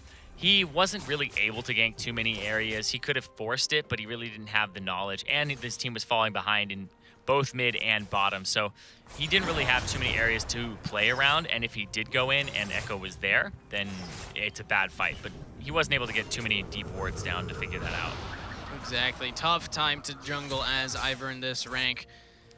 Reaper on the Echo yet again. Had an incredible stat line last time around, so I want to follow what the decision-making is. Ooh, over the wall goes Kamcha, trying to get onto Myeonhae. Gets a decent trade. We don't know that Reaper's here right now, but Myeonhae will see that go through. The parallel convergence doesn't land, and Myeonhae's able to just walk away. Now they know where the Echo is. So, he's on that bottom side. Like, there's not much mana here for Morgana. Ooh, the slow tornado. That's one of the more tilting direction. abilities. Yeah, I know. I feel numgums right there, because there's so many times where I'm like, I should have had time to walk away from that, but I thought I did. I thought I got out of it. It's a tricky hitbox to dodge away from, but the poke is coming in. Yeah, you're right. Low mana on numgums. No potions left on either of the bot laners for Seton Hall, so DePaul University, if they can keep their mana healthy. I think numgums is making a very conscious decision to block Qs whenever there's no minions. And that one, no reason to do that. Yeah, and it's landing here. Crop and numgums struggling in the 2v2 right now. They're getting pushed in, and there's no help from Ivor in this rank at this point in time. Still happy to just continue farming up. Level 5 ahead in jungle clear over Reaper. So should hit that level 6 before him as well. Oh, might even get this level 5 gank. There's Reaper level 4. Ivor in this rank looking for something, but with Kamcha there, it's just too dangerous. And you gotta guard this Rise for just a little bit. You know the Echo is there. You know they want to dive in. There's the cleanse actually used from There's him. engage happening under the mid lane turret, but also action happening on the top side. They're trying to engage onto Maybe Soon. Ivor in this rank has not hit level 6, but is able to walk away from the Slicing Maelstrom. There's a flash by Maybe Soon. Gets the stun down, but will the slows from the axes be enough to stop the Kennen from escaping? One more axe might get him. Oh, he doesn't quite pick it up in time. Maybe Soon does get out, and so does Myeonhae in the mid lane, but had to burn flash and the cleanse. Yeah, he burned the cleanse on the Lissandra ultimate, burned the flash afterwards, and Reaper, you can see he pretty much did the same thing. He flashed after. So, we'll see what happens in the subsequent dive, though. But because of Ivor in the top side, he's checking the red. Oh. He's actually Myeonhae! such a god. Reaper smites to get a little bit of health back. Jumps back over the wall, but good guy Myeonhae just making sure that there was no shenanigans going on the enemy buff. Crop. Flash available, but Ignite's already used. First blood picked up by Reaper. The poke pays off. Yep, he wasn't able to get anything there. He's trying to get some damage on the Janna. The Janna flashes away after getting the Ignite down. And it's not actually terrible because he's going to teleport back to lane, so he won't miss anything. But he does have a BF sword. It puts pressure on the Ezreal. What you want to do now as the Morgana Xayah is push, push, push. You don't want them to back. You actually want to push this lane super hard. You want to stop this guy. Set up priority around this bot. They're not going to do it right now. They're not going to do it. They're not going to push super hard. I feel like, I know your jungler's on top side and you're going to make a play there, but I would push so hard. You have BF sword advantage. You have push, flash. You can roam into the enemy jungle, drop vision down. A lot of stuff you can do, but instead they're making the play on the top side. Maybe Soon doesn't have that flash available. Should be going down here, and I've heard this rank is gifted the kill. Final axe comes through, so Seton Hall on the board. Yep, and bot side, I wonder if they're going to keep a freeze here. Oh, Kamcha just walking up onto Myeonhae. There's ulti. The ult coming down. Kamcha's just buying time. There's the Rise Realm Warp to get to safety. It does get over. Oh, didn't guess exactly where he was. Reaper, though, going deep into enemy territory. Hunky Hank roaming even as the Janna. I know. Sometimes when you show up as the Janna, that's the tilt. Like, why is there a Janna in mid lane at 8.5 minutes into the game? It doesn't make sense. If you can make the enemy team ask that question of why is there a this in my lane, Like, that is always a good question for them to have, and it means you're doing your job. Ooh, Numgums misses the binding, so Hunky Hank is able to get back into lane successfully. And there's really no CS lost from King Mason at this point in time, doing just fine in that department, and we'll see. DePaul, they have to set down all that poke again. They succeeded in getting the kill onto Crop the first time around, but now they got to do it again. It's going to be harder now with the Featherstorm. Featherstorm and still Flash available on Crop, so it might just be another play on the top side. Seton Hall looking for something onto maybe soon. Another engage coming in from Please Be Patient. Has the call to Forge God. Slicing Maelstrom does not lock him down in time, and Ivor in this rank should be able to get another one. Beautiful initiation from Please Be Patient. Living up to his namesake and keeping maybe soon stuck in that lane. I don't like the Ragnarok there, but he does get the kill. I'm going to try to be positive here. You know, stop min-maxing, I guess, but that was an unnecessary ultimate for it.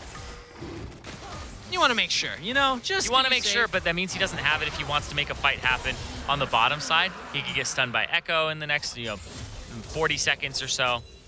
It makes it so he's relegated to farming here and hoping that he's not disturbed as this Olaf. And while he makes another play onto the top side, it is a dragon secured by DePaul University. So yes, gold is being funneled into this Olaf.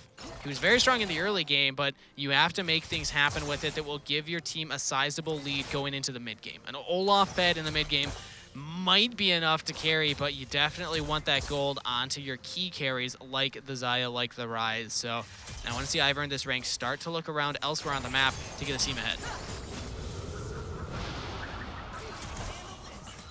And I'm trying to feel for where that would be. This bottom lane, see, like right now, I'd be like, okay, gank Janna. Oh, he is going for the gank. But he doesn't have Ragnarok yet. Ragnarok's going to be coming up in a few seconds, but Hunky Hank so far forward, it might not matter. Flash not available, throws out the ultimate, and that Wow, will be look enough how to great disengage. Ragnarok would have been there. Look at It's how great about- Ragnarok it's would up. have been there. It's up! It just came up after that. Oh, it was seconds too late. Or seconds too soon, I suppose, was the play going in from Seton Hall. But now Reaper's here, looking for the play. Numgums, no Black Shield available. Hunky Hank, though, no ultimate available. The Janna is the focus, and Ragnarok is there. Reaper throws out the ultimate. Getting that health back, flashes forward, tries to get the damage. Numgums goes golden, but now the teleport's complete here. Please be patient, could be in some trouble. Reaper not down yet, still makes it out, but barely goes down to Crop at the end of the fight. Crop's got nowhere to go, though. Double kill over to Kamcha, and DePaul run away with the fight. What is going on right now? There hasn't been any roam here from the Ryze. He has the roam warp. He's just going for that mid lane. That's one of those ones where he just gets greedy. Wait a second. They might look for a dive. Yeah, they're going to look for a Kamcha's gonna dive take here. the Wait a block, second. Going in for it. Numgums might be the target. They get so much damage down, but get the King root. Mason's an auto-attacking Ivern. Get him. Attack him. Ivern is gonna win it. Shutdown goes, and that's a double kill. Split focus from DePaul on the dive. Splitting the damage between Numgum and Ivern, but let's take a look back at how this play all started. Yep, it looked like they just got the Janna ultimate out. And so now Janna doesn't have the ultimate for the reset, can't heal the team, which would have been fantastic in the middle of the fight. You know, I talked about it would be great to have Ragnarok. It'd be really great to have a Janna ultimate right about now when you have this fight. You can actually disengage this, you can keep people away, you can heal yourself. So And- close. Oh, but they get the ultimate out of the Echo, which is a big point. It's a big stepping stone, and then this teleport comes through, Ornn comes in, gets the brittle off, almost hits the wall, but gets ultied, and that forces Crop to actually overextend for Reaper. If the ultimate from Lissandra didn't go off and stun the Ornn before he got the headbutt into the wall, then Xayah wouldn't have had to commit that far to get it. And then watch here, the split focus. King Mason auto attacks Ivern. Oh, if that had hit Numgums, that would have been a kill. Yeah. Oh man, I just feel like after the changes to Lissandra, your cooldowns are so long. And I think another thing they didn't take into account was Numgums and Ivern this rank were hugging each other, and he has Guardian. There's kind of like this thing where I've noticed this, and it's been probably like the last, I would say, like 8 months or so, maybe even 9, that Morgana's really shifted away from Aerie and went towards Guardian. And actually, it holds up in terms of different websites that do analysis on like win rates, the higher your elo, the better Guardian is because you're defending better players. Yeah. So It's if you less need, about the offensive, more about a bigger shield for your defense. exactly, the harder it is to kill Oh, the primary Prop, person on your team. Oh, but Prop! he's dead. Boop. Hunky Hank flashing forward to get that final little bit of damage. He needs a Guardian. I need a Guardian. I need an adult. I need num gums here. Why were you clearing the control ward in the dry bush? You're diving me under turret. Well, no, that's why they dove him under turret. Exactly. They saw him doing that, and now he's sitting there going, "Where's my crop?" And with no turret plates, this turret will go down. Numgums, gotta be careful too. Sticking around Yep, for there's quite a while. teleport into that. Crop coming down to get back into lane. Catch the CS, but good from DePaul, taking that first turret gold onto the Ezreal Janna. I was curious, what was the idea of holding that AD carry pick until the very end? I was thinking maybe they want like a hyper scaler, maybe they want something for the Janna to really pair with, but they've been playing the poke very well against the Xayah and the Morgana. And hey, it netted them a first turret, so who am I to judge, really? Professional commentator. Oh, there we go. That's it.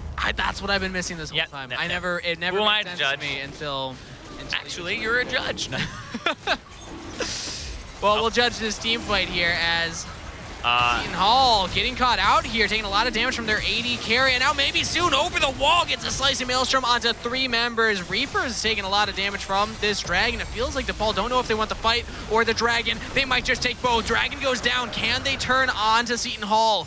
They're in the vision, the ward, or the brush rather, and maybe soon barely gets out, but a 5v5 around the dragon. DePaul get the objective. Both teams are lucky because that wasn't a 5v5. Please be patient. Had no teleport. He backed and was walking. He just now made it to the fight.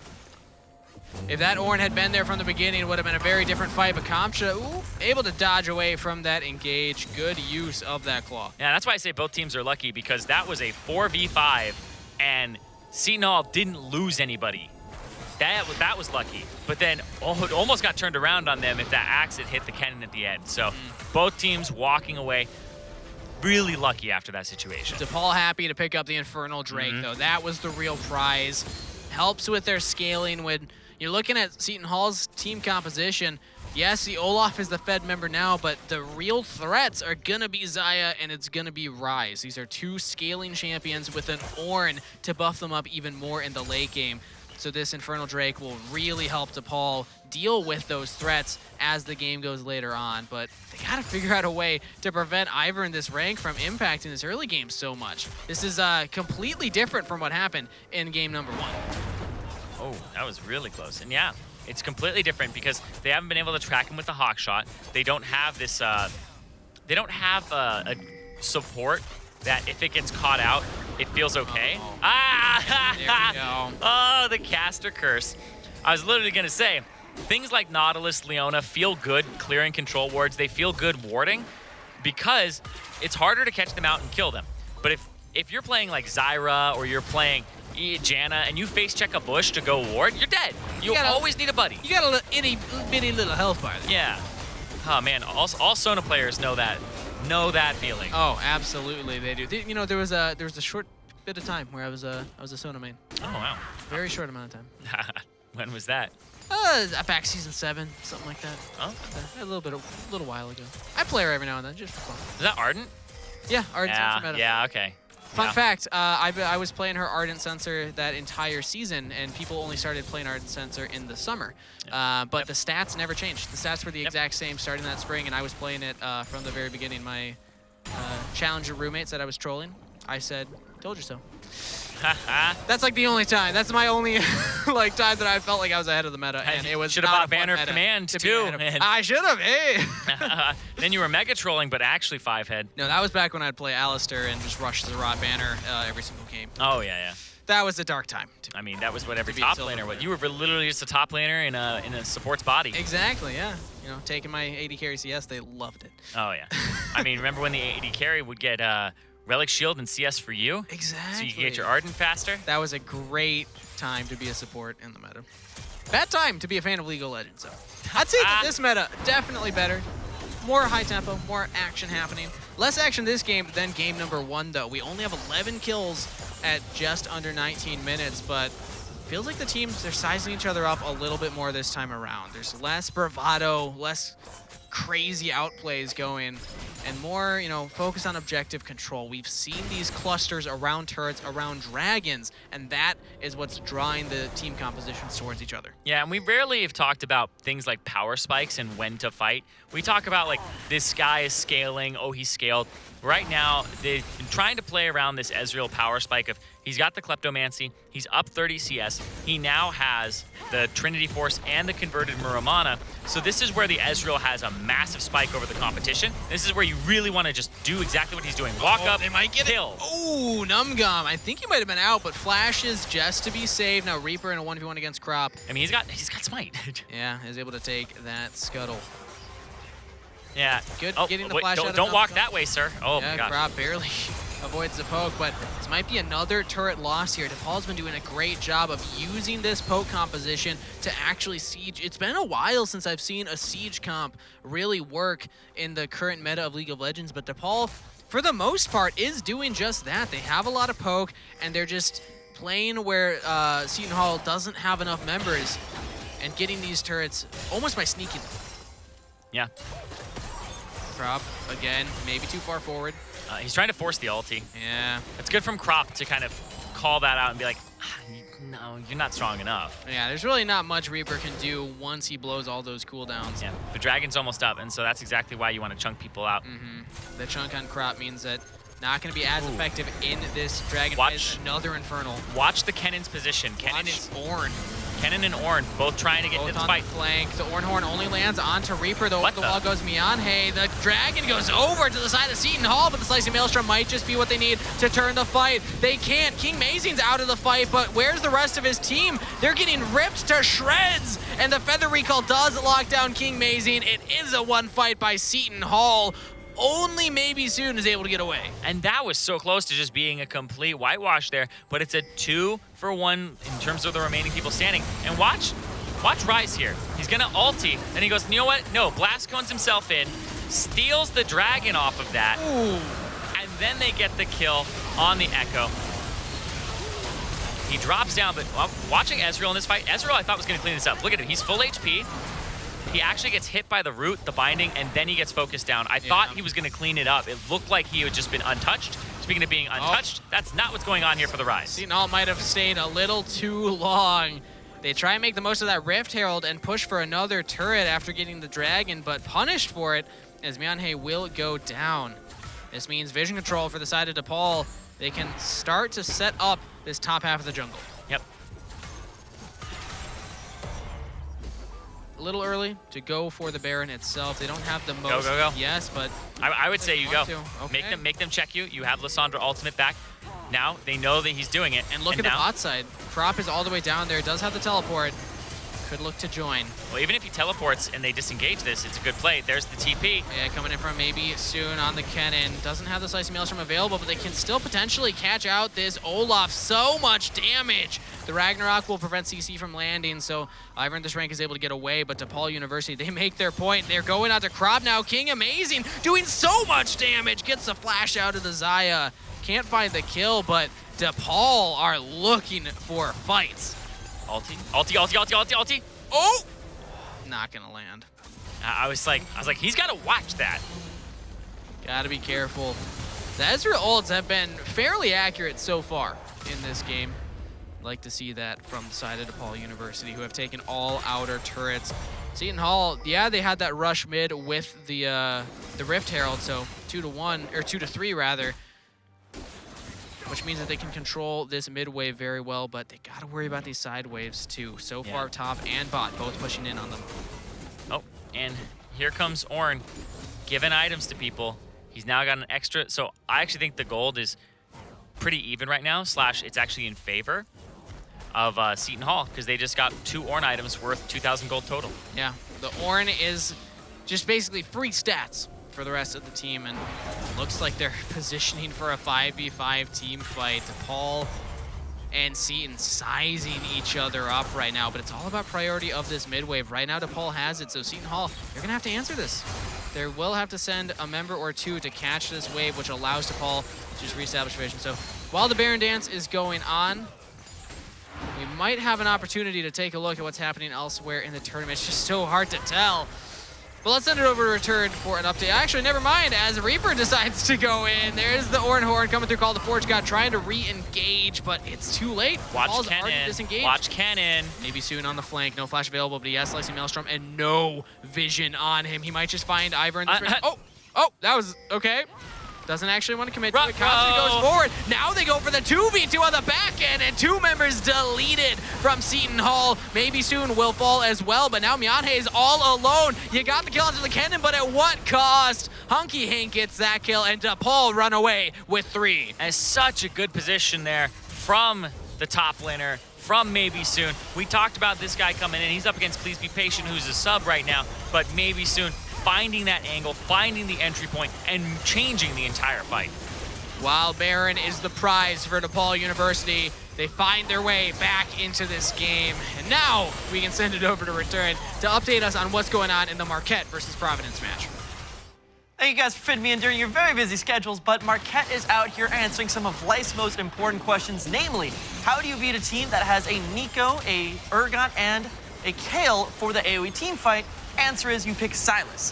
What do you do when you've already have a mid laner, top laner, and a jungler? You put Silas in support just to take those ultimates away. And that is exactly what Marquette is using to absolutely rout Providence in this game here in the Big East. Both teams are eliminated from the playoffs, but they're still going for some good old-fashioned Big East pride. And that's it for over here. Back to you guys on the desk. That was some beautiful Akali play. Yeah. Really cool to see that turret dive. But yes, the Baron was secured here by the side of DePaul University. Mid-turret was taken on that inhibitor by Seton Hall. Yeah, I thought they were going to go for the inhib, but they only had 2 people left, the Xayah and the Ornn, and it was 4 people who had to recall there on the side of DePaul after the Baron. But right now, it's damage control for Seton Hall. DePaul, they have to find a way to maximize this. And I think when you have this Ezreal that now has lifesteal, has a way to sustain, this gets so hard to deal with on the side of Seton Hall. This is where the Ezreal is his strongest in comparison to the Xayah. Once the Xayah gets 2 crit items, she really starts thrashing fights, but this might be a big mistake. Reaper almost caught out right there, but doesn't quite go down. Has the parallel or the ultimate available, Chrono Shift, along with that stopwatch. So it's hard for Seton Hall to actually make a committed play onto this Echo. But they got to do something. They're losing turrets everywhere on the map. We talked about it. Yeah, Seton Hall, they had the priority in the mid turret takes. Well, now DePaul is catching up on the mid and the bottom side, pushing in these 2 lanes. And finally, Myanhe is able to back, but Reaper diving under the turret, trying to get onto Numgums. The Morgana pretty low on health, just Chrono Shifts back to safety. Numgums completely poked out. DePaul University don't overcommit. They don't stay too long under that turret to fight. They're just testing their limits right now. They got that top turret. The Ryze took a long time to back. I actually saw him cancel a recall and then take another full 8 seconds to get here. And he's the big wave clear. They need him to deal with these waves. Everybody else, kind of mediocre. The Ornn especially. The Olaf can't do it constantly unless he has access to the axe that he throws. And then there's the Xayah, who that's the person they want to have walk up and wave clear, because then they can engage cleanly on her. So they need the Ryze forward. He's a bit tankier and more durable. And he even went for an Abyssal Mask. Yeah, I mean, you look at the AP damage coming in from DePaul. This is 2 games in a row now where they've had so many AP threats, so I like the magic resist, but Seton Hall, they're not at these power spikes. You talked about it earlier, Zyrene. You fight around where your power spikes happen.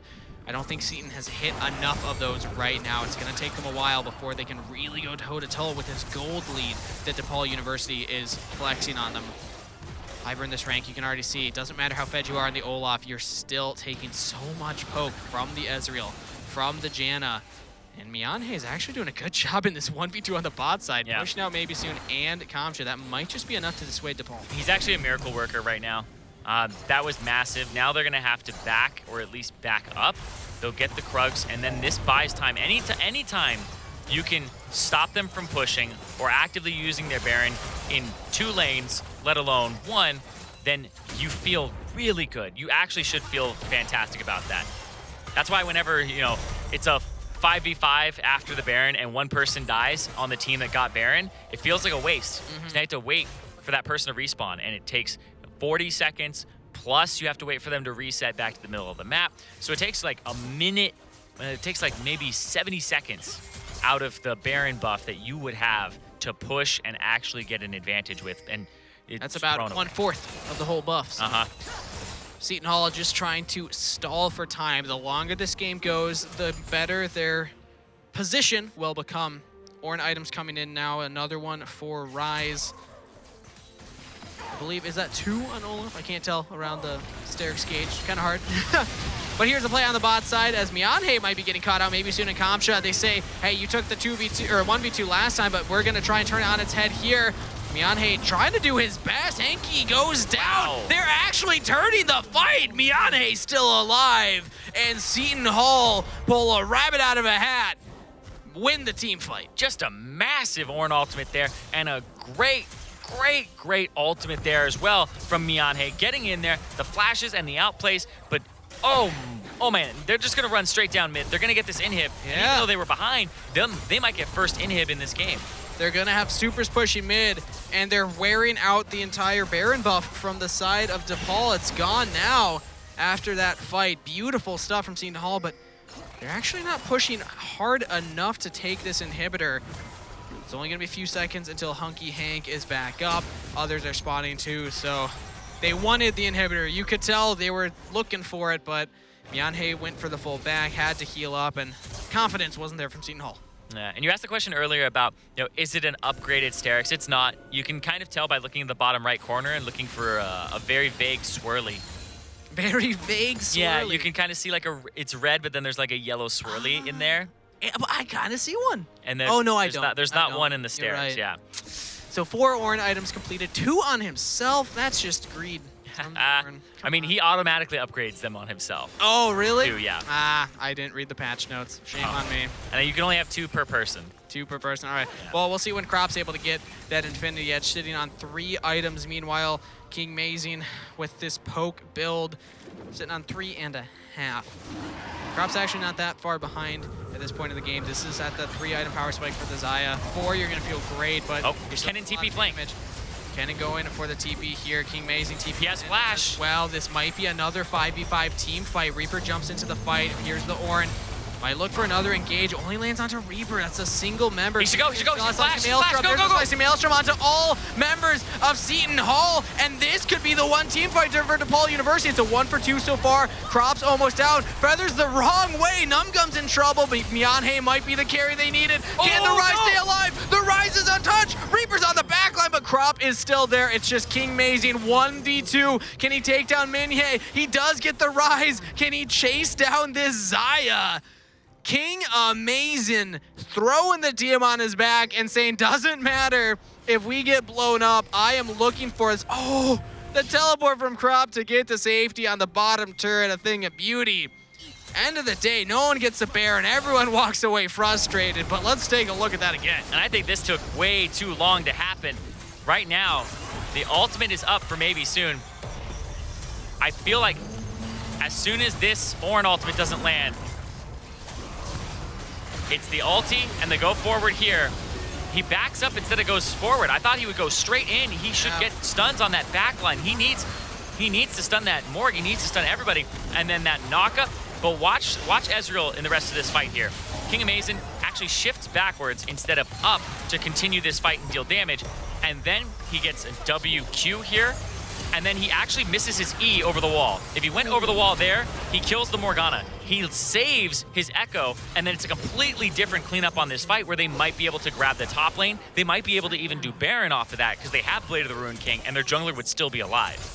Unfortunate little errors there from the side of DePaul. It felt like they were posed to take that, but we were saying the later the game goes, the harder it's going to be based on these item spikes. And I'm a little worried that we might be getting close there for Seton Hall. DePaul University, they had the early game. They had this lead. It feels like it's slipping. Well, right now, what DePaul's going to do is they're going to have the Lissandra push bot. They're going to try to look for that bottom turret. It's below half. And then they're going to maybe make plays around that Baron. You can see Kennen Kennen is being very patient. Kennen literally needs to find a spot, sweeper everything. Get in that spot, have them not know you're there, and then use the flash that's come up to use ulti flash on the backline. That is how you win this fight here. Just clean, straight up. The problem being Crop now has that QSS, so it's going to be harder to lock down the Xayah. Ryze has Banshee's Veil. It's going to be harder to lock down the Ryze. It's the damage and the disruption and the stun that combined that really does make it that powerful.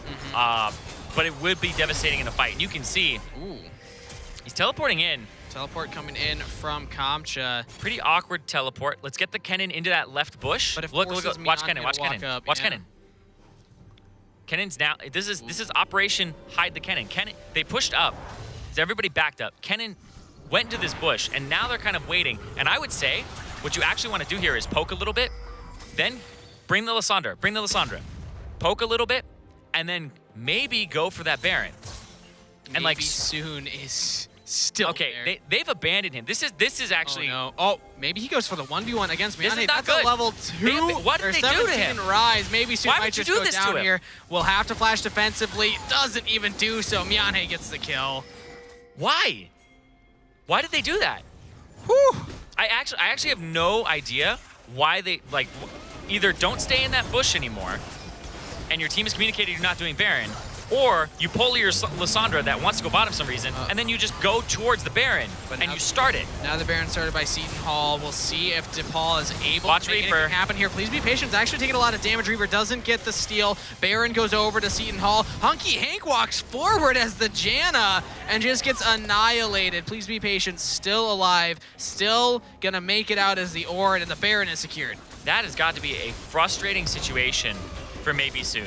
He got into the perfect position to have his team start Baron, force the enemy to face check them, walk in. All you have to do is get in the Baron pit and stand there. You don't even have to start Baron. You have so many control wards, you just get in the Baron pit. Sit there, they will face check you, and then that's when you pounce. They had the setup, they just decided not to go for it. The Lissandra wanted to go bottom. It just seemed like they were completely on different pages. And when Lissandra went bottom, they went and did Baron, and he doesn't even have TP to get there. Yeah. So It is questionable, to say the least, what the decision-making was for DePaul University right there, but they got to be kicking themselves thinking we had a gold lead, we had the early game, but now the scaling composition of Seton Hall is online.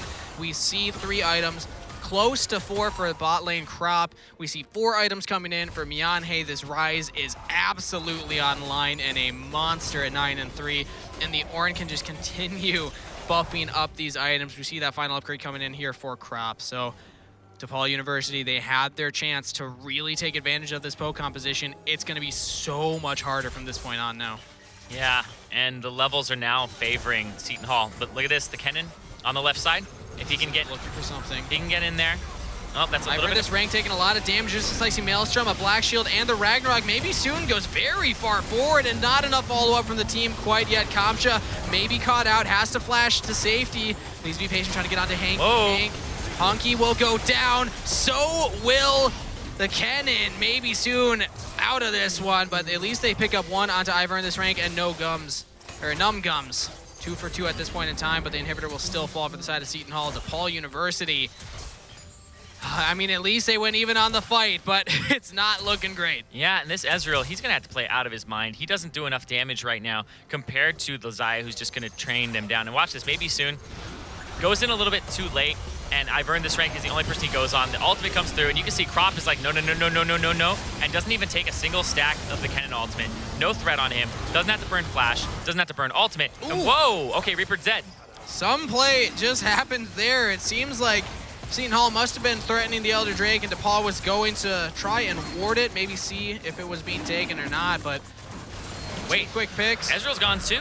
Yeah, it was King Amazing and Reaper both picked off there from Seton Hall. So not only do they have the Baron, not only do they have supers pushing the mid lane and a gold lead for themselves, but they also get a 2 Drake Elder. This is looking good for Seton Hall University, and this might be a 3-game series, Irene. Yeah, It's really funny because like I find myself like cheering for certain things where I'm like, go now, go now. It's like I actually just really like sick plays working. Yeah. Right? It's like I actually thought that like Seton Hall with my prediction would win, right? But I'm still going like DePaul, like do this thing. Like I really want to see this thing. It's actually so funny. I want to see the catching myself pop-off. there. Yeah, I'm a big fan of these plays that I think are set up really well, and then they're executed on, and they had the setup, but they just didn't do it. So I'm like sad dad right now. Aw, sad dad Zyrene. Hate to see it. And I feel like the performance from DePaul is just not as convincing this time around. Hunky Hank on the Janna is not as dominant as that Thresh, and they haven't been controlling Ivor in this rank. I think that Ash ban really helped out Seton Hall in the draft phase. They didn't have to worry about Ivor in this rank being spotted constantly, and Ivor in this rank constantly putting pressure in the early game, getting his team to this point. It doesn't matter at this point that you're the Olaf in a 40-minute long game because you have the Rise, because you have the Zaya. They are now the late game carries. Yep, and they just have to weather the storm now on the side of Seton Hall. Oh, here's that pick. We'll see what happened. It was Miyane. It was Miyane. It bounces, by the way. Ouch! Bounces, by the way. That was painful to watch. Now we see DePaul looking for an engage. Oh, that would have been really good with Miyane and Krop both backed, but can't quite find it there. Seton Hall, you gotta be careful though. 2 of your members are back. Don't be that far forward. Either way, they get out safely, and DePaul, they're looking for scraps right now, trying to get any gold from these lanes coming in, but when you're 2,500 in the hole against the late game scaling composition, yeah, I mean, 2.5K doesn't mean too much in terms of the builds at this point in the game, but what do the champions do with their items is what I'm looking at here. Yeah. This is a rough point in the game for Kennen, because Kennen made it through the mid game, but is not in late game yet. Needs Zonias and needs Void Staff. Actually, only has a small amount of magic penetration compared to, look at all the armor, magic resist. Bleh. Magic Bleh, bleh, armor. bleh. Yeah, dude, Same thing. It kind of sucks. It's like when I'm playing other games, like AP means attack power instead of ability power. Yeah, So I'm just yeah, like, oh that yeah, does man, happen. that thing's got like a bunch of ability power, and I'm like, oh no, that's my bad. Thanks, Rito, I know, bro. for clarifying that one for us. It's great. But yeah, so It's hard. It's hard for him to damage this composition. Yeah. We talked about the AP focus from DePaul, and this just means Seton can build all this magic resist and survive so long in these fights. well, he really needs to get that Void Staff. He has the Blasting Wand. He just needs to get more gold and get to that point. So this may be a point where maybe soon he's not going to do much for the next few minutes, except maybe be a stun bot. But the Baron's about to come up. Baron is now spawned on the map, and Seton Hall have full priority around this objective. They've done their due diligence. They spent the time to drop the wards, and now it's DePaul pushing in and trying to get some vision back, struggling to get that down. The redemption just to spot. See how they're Baron pushing hasn't in? been started, but here's the orange, just trying to buy time for the team. It might be the disengage and the turn onto the fight. Reaper has to chrono break. It's a 5v4 though. If DePaul win a fight, it's right here. It's right now. The Baron goes down. Can Seton turn it around right now? Their tanks are on the front line. DePaul can't take them out. The rise, but they're the rise. starting to take him down. Miyane jumps onto the back line, but it might be too late. DePaul are still 5 strong, and they took down 3 members of Seton Hall. And Miyane, he actually realm warps to the backside, thinking that they're going to retreat through that route. He's actually way too far back. He actually catches nobody, and so the biggest member, the 11, 3, and 7 Rise, is nowhere to be seen in this fight. Watch as they finish off the Baron. You're going to see it here. Good Ornn ultimate comes through, but then they just overcommit. They don't disengage. He flashes in. That's an Echo. And then here comes the Rise ultimate afterwards. Rise ulti into all the way in the back, and then you see Reaper actually goes back in, and now Miyane is walking towards this just clustered 5-member fight of DePaul. It's a classic scenario where a team thinks they can take the Baron and take the fight. Oftentimes, you want to choose one or the other. Seton Hall get a little greedy, get their hand caught in the cookie jar. It's funny, too, because the guy's name is Please Be Patient. Yeah. Please be patient until we're ready to throw the game. I mean, he's the one who did it, so, you know, he thought it was time. Level 18's coming in for pretty much all members except for the supports. Reaper, actually, still level 17 right now. Surprising to see that, but the Baron is on 2 members. It's on Please Be Patient. It's on Miyane, but Seton Hall, that's not how they wanted to take it. I think that they're still all right. They still have the late game team composition, and they'll still be okay as they're looking for these fights, but they gotta choose their fights better than that. Yeah, they really do. And as we approach this late game, and we have an Elder Dragon, the second Elder Dragon coming up soon, and either team that gets this, you're almost guaranteed to win those next fights. You have a lot of dragons on DePaul, and then on Seton, this would just be a big boon for them. This is really what DePaul wants, because if they can get this dragon, it doesn't matter that Seton has the better scaling late game composition. This dragon true damage will be what they need for these fights, but they still have to control this mid wave. I like what Seton's doing here. They're drawing DePaul away, so now they can move in and get the vision. Exactly. They're using that mid lane priority. They're going to use the Ryze here, who has the Realm Warp. So what Ryze can do is he can either Realm Warp to the minions to go forward and try to end the game. But look at this corridor. Hey, trying to get onto Hunky Hank. That was a flash from Hunky Hank to stay alive, but now without the call to Forge God ultimate from Please Be Patient, this team Ryze, watch Ryze, watch Ryze for DePaul. Ryze is going to end the game. Mid. He has the Baron buff. He's going to end the game. There has to be a decision made by DePaul. They're going out to the Dragon. They have Somebody has to go get him. Win the fight, and then back very quickly. The inhibitor's already gone. You have to commit to this at this point in time. Redemption's coming down. Can they take the fight? Comps just trying to jump onto the back line. They're still taking on the Dragon. Now they turn away from the Dragon, going for the team fight instead. Mianhe's still onto the Nexus turrets. Somebody's got a TP. I don't think DePaul's winning this fight. They're going to have to back. Mianhe might just do it. 2 turrets down. He's hitting the Nexus. Maybe Soon's there. It's just the cannon. He gets popped by Mianhe. Kamcha, a new challenger approaches, but teleport coming in. I think Seton Hall's gonna do it with the back door. Split focus from DePaul University. They try to fight at the Dragon, and it does not work for them. Seton Hall take the game. Oh, man, and Mianhe, that last fight where he was just like, all right, he tried to get in, no way for him to get in after the Baron. He ends up going too far. They don't kill him. And then in that final one, he's like, I don't want to be a part of this. I'm just going to go end the game. It's like, yeah, you guys are enough animals. With these team fights. I don't want to deal with the cannon. I don't want to deal with the poke. I'm just going to end the game. Yeah, it's Zookeeper Mianhe today. He was just like, these guys are all animals. I'm just going to let them fight in their cage, and I'm just going to go take care of business. It's like Matt Damon over here. I didn't want to buy a zoo. I bought a zoo, and I guess I'll just carry my zoo to the victory. I like the decision-making, though. It takes a certain type of mentality for a player to make that call. That's a bold move, because if your team loses the fight at Dragon, if Elder Dragon is taken, that's game. That is DePaul absolutely winning from that point on if you can't actually push through the mid lane and make the game end there. So having that confidence in your team, I want to hear what the comms are like. I'm sure as Mianhe's saying, don't fight. Well, I think he's saying keep them there, right? I think he's saying like just don't fully engage, but like kind of tease the fight. Like it's like don't go, like but still like don't fully fight, like still keep them interested. But if they pull off, it's that whole like you have to keep the appropriate amount of distance. If they retreat, you pursue. If they pursue, you retreat, right? You have to keep that kind of thread between you completely taut, so like if it goes slack, then it's like, well, either you're too far or you're too close and something's going to happen. Yeah, and the thing about the composition from DePaul, they weren't great in those kinds of situations. They didn't have enough hard engage to force the 5v4, and they didn't have enough mobility to necessarily get away from it. The best they had was a Kennen to try and go forward and really make that play happen, but the Echo, not going to be the best at that. The Ezreal and the Janna, that's the poke that they had. The Lissandra, really the biggest tool in that department, but they couldn't make it work. They couldn't make it happen.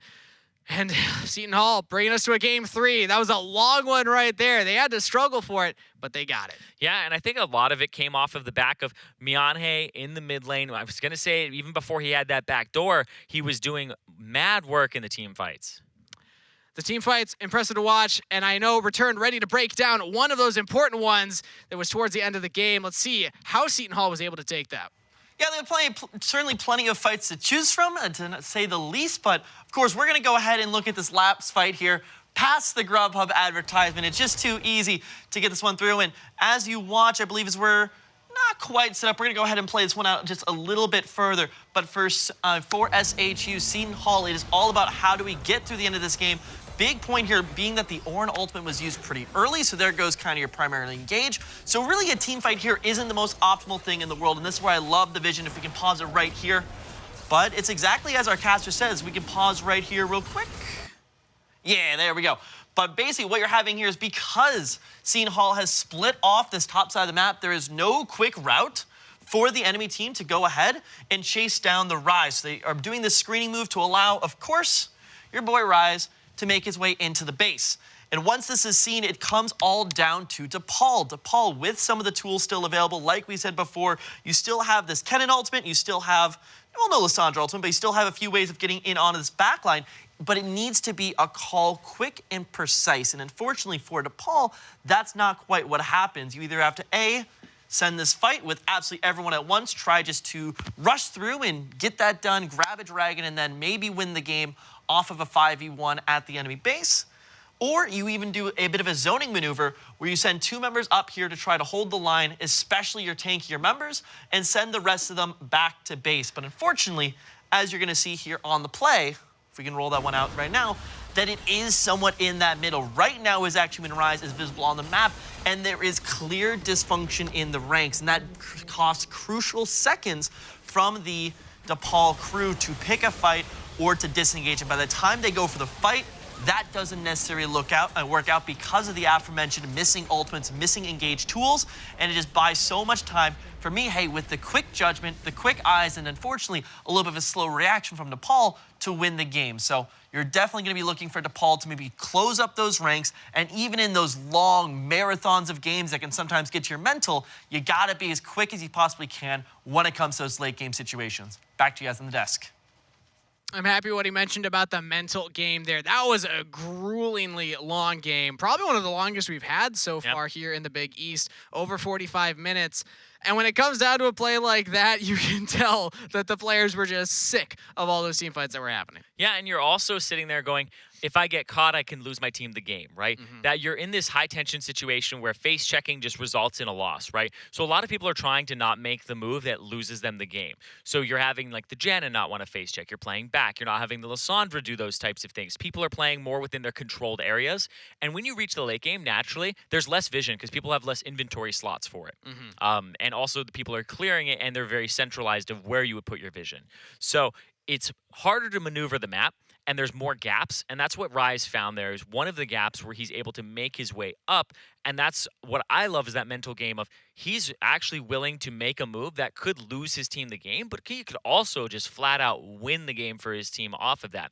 So not being paralyzed, not going for the standard, just play around the dragon, and goes for, I think it's a little more complex, of the delicate dance of trusting his team to hold them there and to end the game. That level of trust, great to see it from the Seton Hall squad.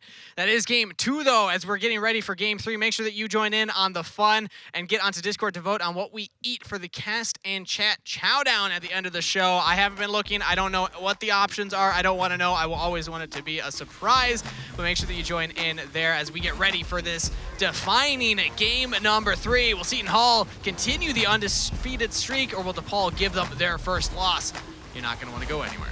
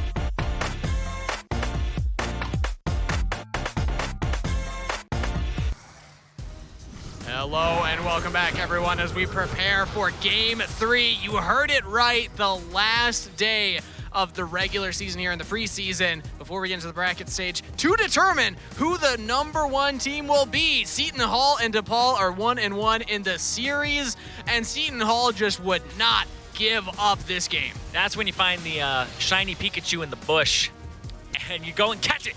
Well, that's the problem now, because with the new Pokemon, you can see them in the bush. So that's exactly what goes wrong. Also, there's better Pokemon than Pikachu, okay? There's a shiny Pikachu. You shut your mouth. Yeah, you know what? I'm a fan Don't of the talk show about as Pikachu much as that way. anyone else, but let's be honest. Like, excuse me, Steve's Rattata is among the best Rattata ever caught. So. Max top tier TVs Rattata. and Ivies, okay? Thank you very much. Okay. I'm about to Thank go you Ash very Ketchum much. on that on that Eradicate, dude. And the thing's going to end up, I don't- dead right before the SS. He's going to end up in Lavender Town.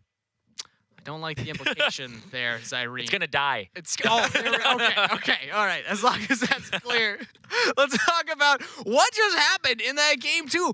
Seton Hall was behind for pretty much the whole time. DePaul looked like they had control, looked like they were ready to stamp a 2-0 ticket, and Seton just said no. Yeah, I mean, Seton had so many tools throughout the game, but Seton had so many tools throughout the game once they were able to scale on through. DePaul looked like they were so dominant in that early to mid game. And then you think of, okay, what's the one thing they can't do? They don't have the late game DPS. They don't have the way to sure win those later fights.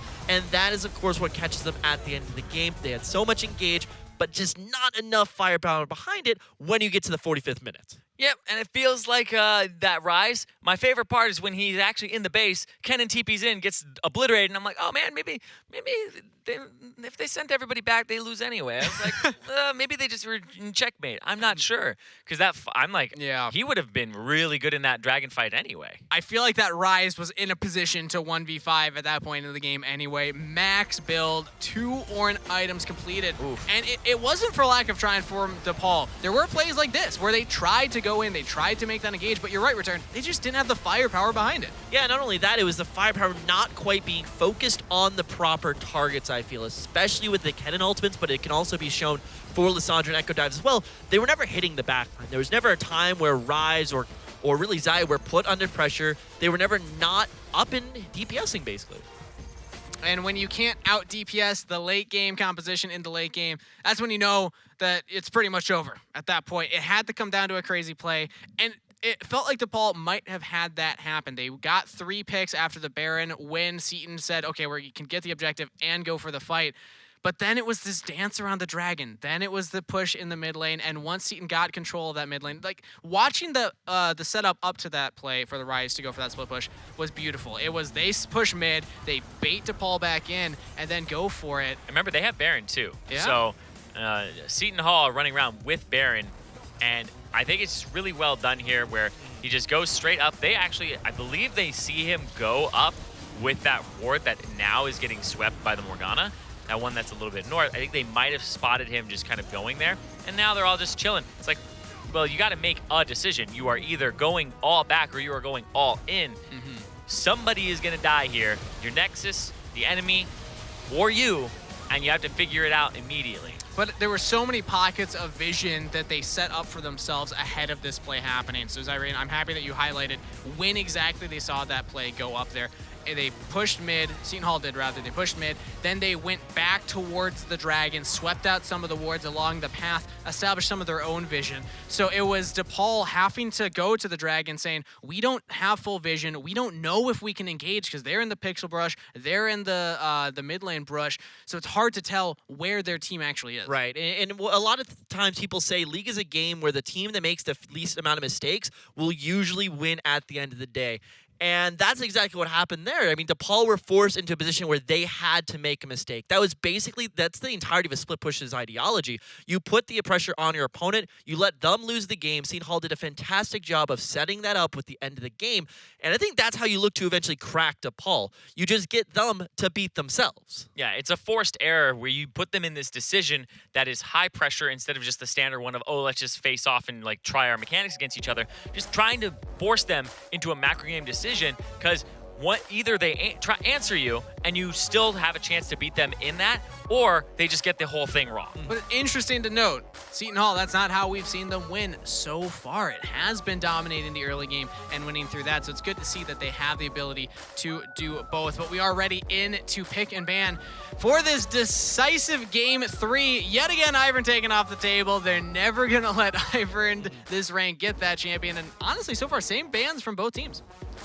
Yeah, and do realize that we are going back to DePaul on the blue side, so they have that priority. Rise, of course, being the number one thing. Seeing they have to either ban Rise away, which they're hovering right now, or they will let the Ash through. Ooh. That was such a huge point, especially that Zyrene were mentioning a little bit earlier, with the extra vision that you get from your Hawk Shot. But are they going to pick it up first? And the answer is going to be no. Pantheon left on the table, so that is the first pick here from DePaul. We see a lot of Pantheon bans coming through, but blind picking it. We've seen this not as successful with the recent nerfs to the champion. So we'll see if DePaul can make any magic happen with this. Honestly, I haven't been too impressed with what I've seen of the Pantheon in Collegiate on 922. Seton Hall, though, they're grabbing the Renekton and they go right back to that Morgana. Yeah, that the Morgana will once again dissuade things like the Ashe, like the pickup of something like a Thresh. And there's the bottom lane of, oh god, a Karma, potentially a top lane Karma, but that's a lot of damage that can break Black Shields, and it feels really bad to play against as Morgana. Yeah, exactly. Like that is support poke 101. When you play against Morgana, you just beat her up. She can't Black Shield everything. And it also does work against the Ashe, as you don't have the defensiveness. You need to support support against the engages, support against whatnot, but that does still leave an issue in what are you going to use to buff up the engagement out of the Kai'Sa. Because one of the biggest things why she's great with Nautilus is because Nautilus provides not only the damage, but the engage point you need to go in 2v2 on that bottom lane. Now you are somewhat missing that, potentially giving away some of your fightability towards the bottom lane of the game. Exactly, and the Ashe itself was so pivotal in that first game. It was DePaul playing it.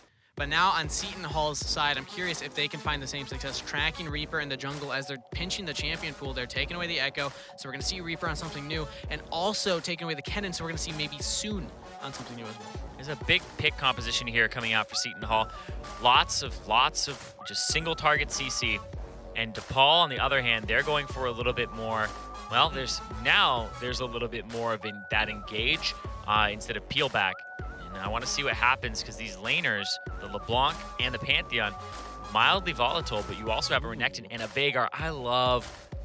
You know what? I changed that. I love Veigar. I hate playing against Veigar. But you love seeing it, though, right? I love seeing it because I don't have to suffer against him. We just get to watch and judge other LeBlanc players for, jumping into the cage when we ourselves are safe in our caster chairs. But exactly. Seton Hall definitely new style, I would say, compared to what we saw in the first two games. But they still have scalability in that Veigar, one of those infinite scalers. Right. Returned, by the way. Just want to thank you very much. Remind you of that. You're correct. Veigar is one of those infinite scalers, but I would say this does somewhat deviate from the way that scene does normally play, or we saw them in the last game. Last game, I feel, was really all about the team fight DPS, making sure your ADCs were always in a position to contribute. This time around, with the primary damage dealer, or at least DPS-wise, being the Ashe, I am a little bit concerned. You are able to catch pretty effectively with the J4 and the Renekton and whatnot, but you are not, when you have something that's so unmoving like the J4 ultimate, you have to hope you're in a position with the Ashe to eventually get damage on that backside. It's easier with someone like the Ezreal or just anyone who has mobility because you can reposition to that. Ashe is definitely one more of those glass cannons of you better be in the right spot. And there are big rewards that if they can land all that together, potentially drawbacks, though, if it becomes rushed. Well, I don't feel like the range of the composition from DePaul is that long at all, right? Yeah. Pantheon, LeBlanc, Zac, Kai'Sa, Karma. Right. And I think the Ashe is going to be fine. But good God, I don't want to play against this composition from Seton Hall. There's just way too much CC. It's too annoying. The LeBlanc is going to have a rough time getting around these team fights. And for that reason, I'm giving it to Seton Hall. I mean, I think we just saw in that last game that when they have the ability to scale and slow down games, they have a lot of success, and they have enough wave clear with this composition that I'm giving it to them. And we've had a lot of days here in the last few where I've been doing predictions, and I think to myself, I'm like, this team is just clearly better. I'm just like, this team is just going to roll over them. They have the better players.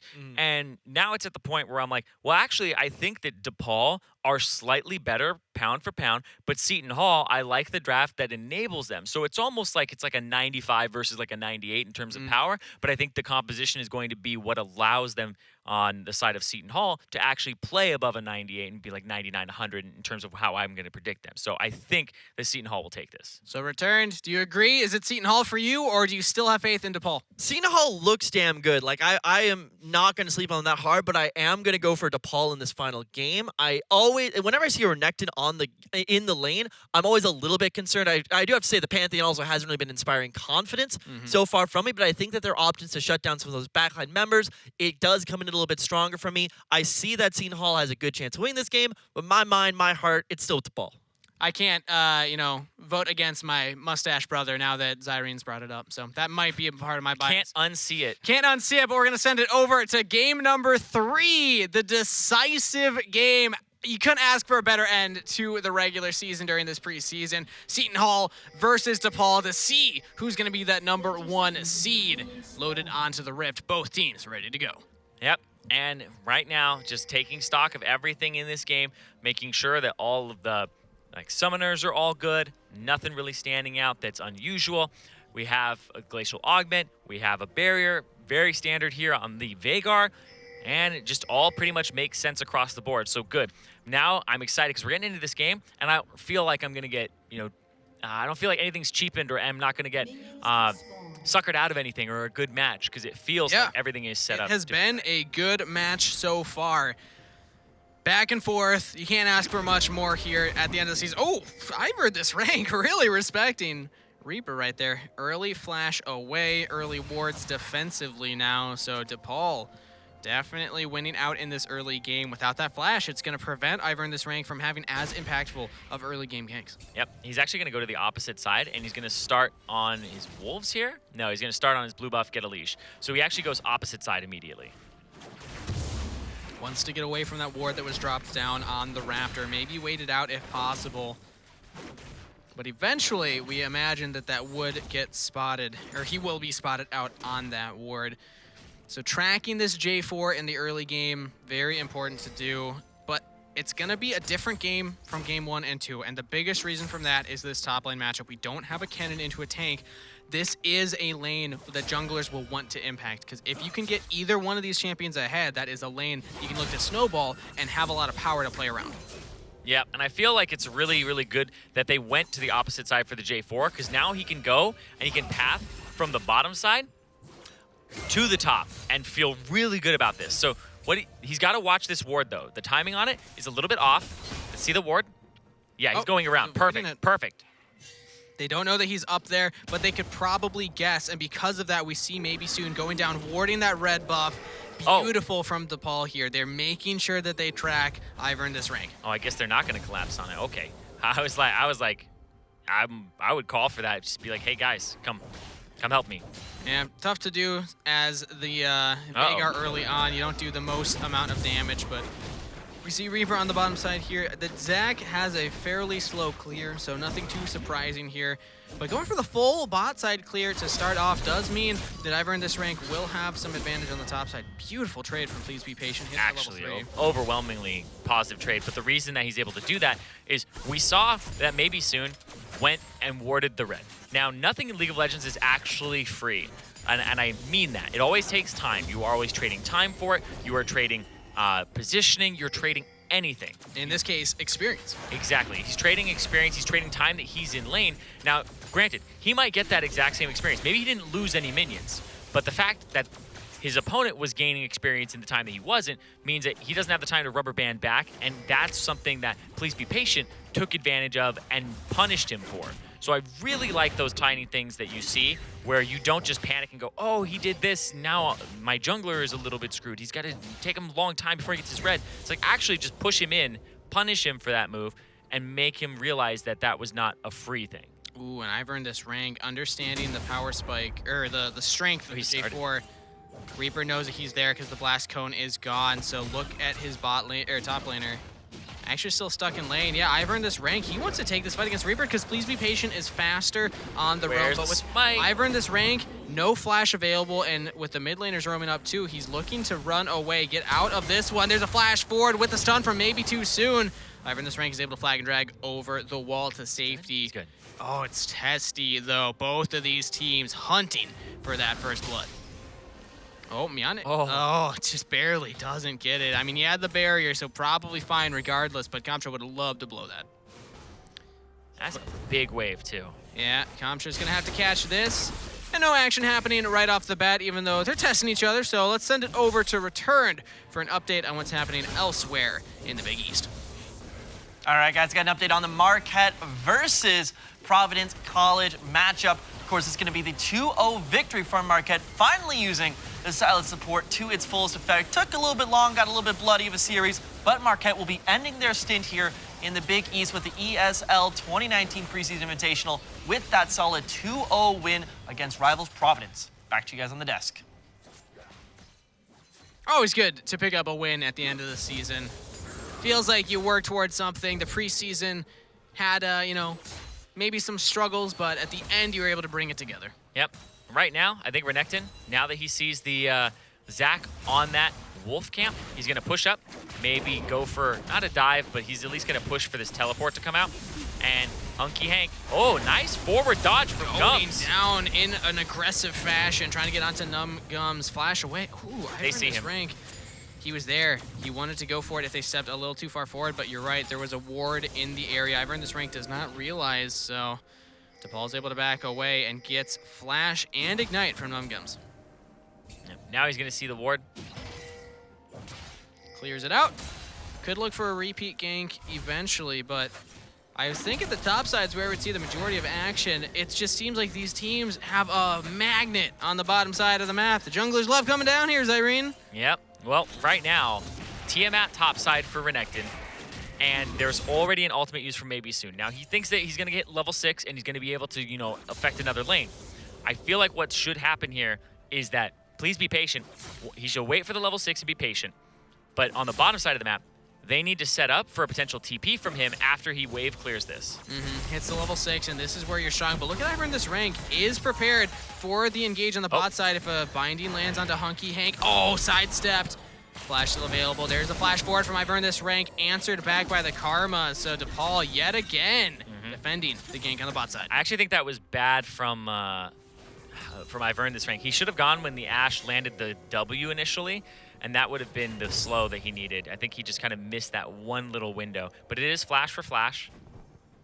And that means that if they're able to get a ward into the second rush, which I highly recommend when there's teleports coming down, to do that, push for it, and then you can TP when they're kind of in a bad position on King Amazon and Hunky Hank's side.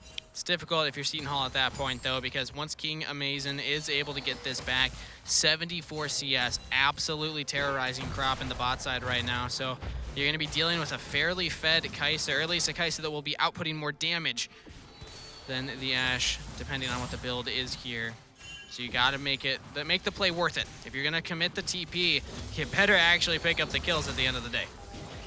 Yeah, you have to get them. And the Karma, I think it shouldn't be too hard to pick them up on her if you do get that forward ward. But you're going to want a ward in that second rush. And as they go for this recall here, this is the time to place it. That ward, you can't teleport to that one. It's ward debris. Oh. Ooh, Miane takes a lot of damage. It's actually Comtra. super good dodge, though. Yeah. Really good dodge. Dodges away from that chain. Probably would have been a kill there for Comtra had the Ignite available. But no kills yet at 8.5 minutes in. This is unheard of based on the first two games that it would take this long for first blood to come up. But yeah, both teams playing much more patient, much more safe this time around. Ashe needs to put that ward from his inventory in that second bush, pushed up, and they can win the bot lane. If they push too far forward, though, they got to be careful. Reaper is in the area, spotted on the control ward. It's going to clear that one out. So, and that's why you wait a bit and then you hawk shot just to make sure if he's there or not, because you have the Ashe this game, and I feel like they're not respecting that. Reaper's going to clear out another control ward on the Dragon, so spotted out. Spending time on the bot side means that there can be an invade from Ivern into this rank, and also, please be patient, winning the 1v1 against maybe soon. So, potential dive, back completes. Oh, he showed himself. He's going to give him attack speed. Okay, there we go. But they know he's on the top side now. And warning signs coming out from Seton Hall, thinking that the Dragon could be started. DePaul gets a good push here. Reaper is in the area. They might look to start this objective. I think it's a good idea to do so. There's going to be a recall there from the Jarvan. Yeah, Myanhe back. This is going to be a free Dragon picked up here for DePaul in the early game. Feels great in the laning phase. You get all that mana, get all that health back, and suddenly the poke from this Ashe and the Morgana doesn't feel so bad. Okay. Crop.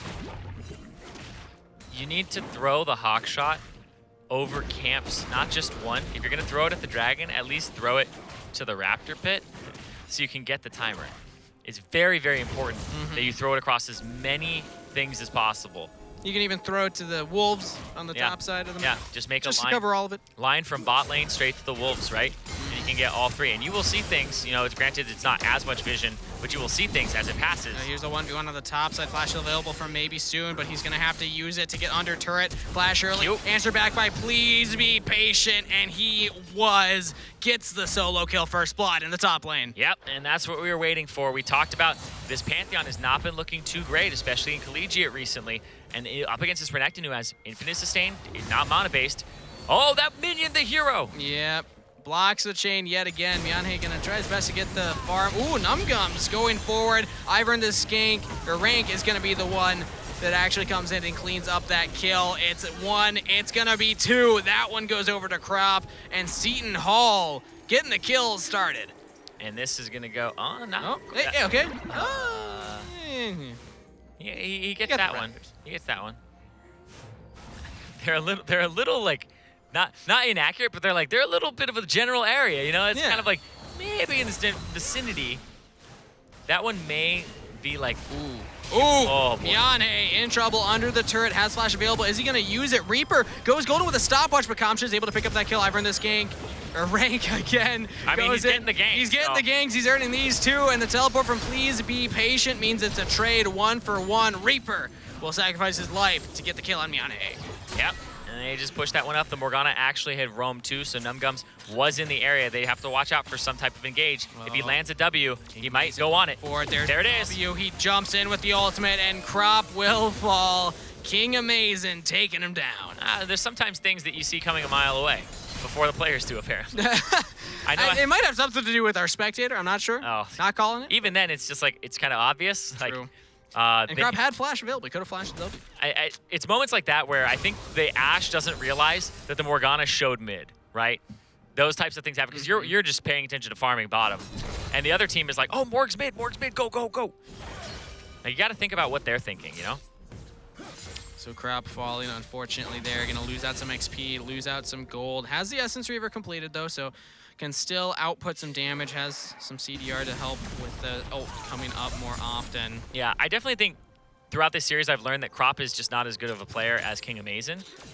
Just straight up, I don't know what their MMR difference is or their elo, but I would bet that Crop is probably at least 2 to 3 divisions below him. I would guess something like, you know, maybe Masters versus like Diamond 2 or something, right? Sure. In that when you said division, at first I was worried that you meant like, oh, no, one's diamond, one's gold. No, absolutely not. Okay. Whew.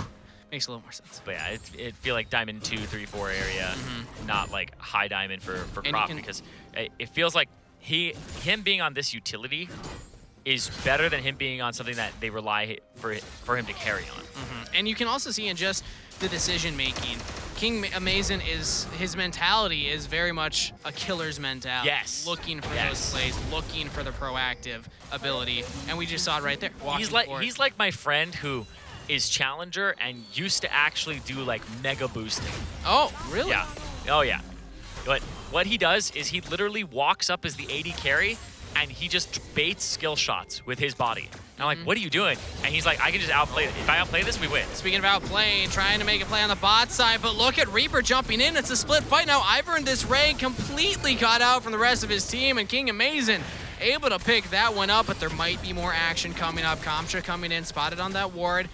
Gotta be patient. Oh, here's Vigar actually catching out Kamcha. Ultimate's available. Does he want to go for it? There's a re-engage. Myanhe's in trouble. Should go down, and Reaper gets the kill. Now look at King Amazing yet again jumping in. There's that killer's mentality we're looking for. Crop in trouble too. Multiple members fall, and a double kill to King Amazing. for a 4-for-1. Yep, and that honestly is such a good pickup for them. They take that fight when there's no teleport on the Renekton. Remember, he used it mid to help out, and I don't think it was that great of a use of it. But here, you're going to see Ooh, that flash.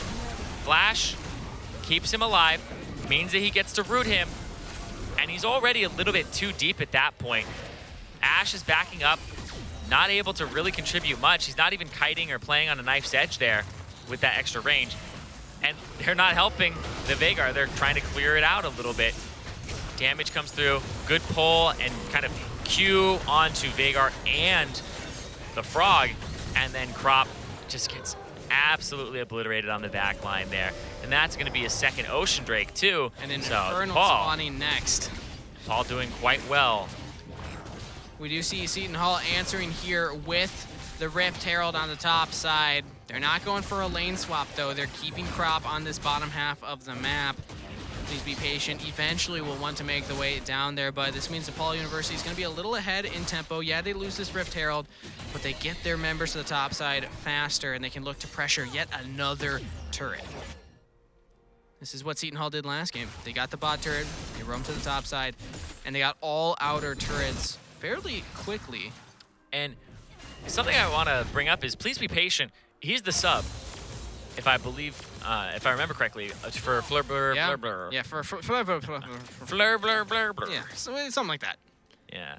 Fleur Blur Blur. And 2-0 on the Renekton, close to that Spear of Sojin, and also has the Tiamat to help with that wave clear. So definitely controlling. Myeonhae not in control right now. Takes a lot of damage. Yes, you have the cage, which is very annoying for the LeBlanc to deal with, but if she can get onto you, you're in a lot of danger. And she has multiple ways to do that. You can see just CS-wise, it's really only the Renekton on his team that is up.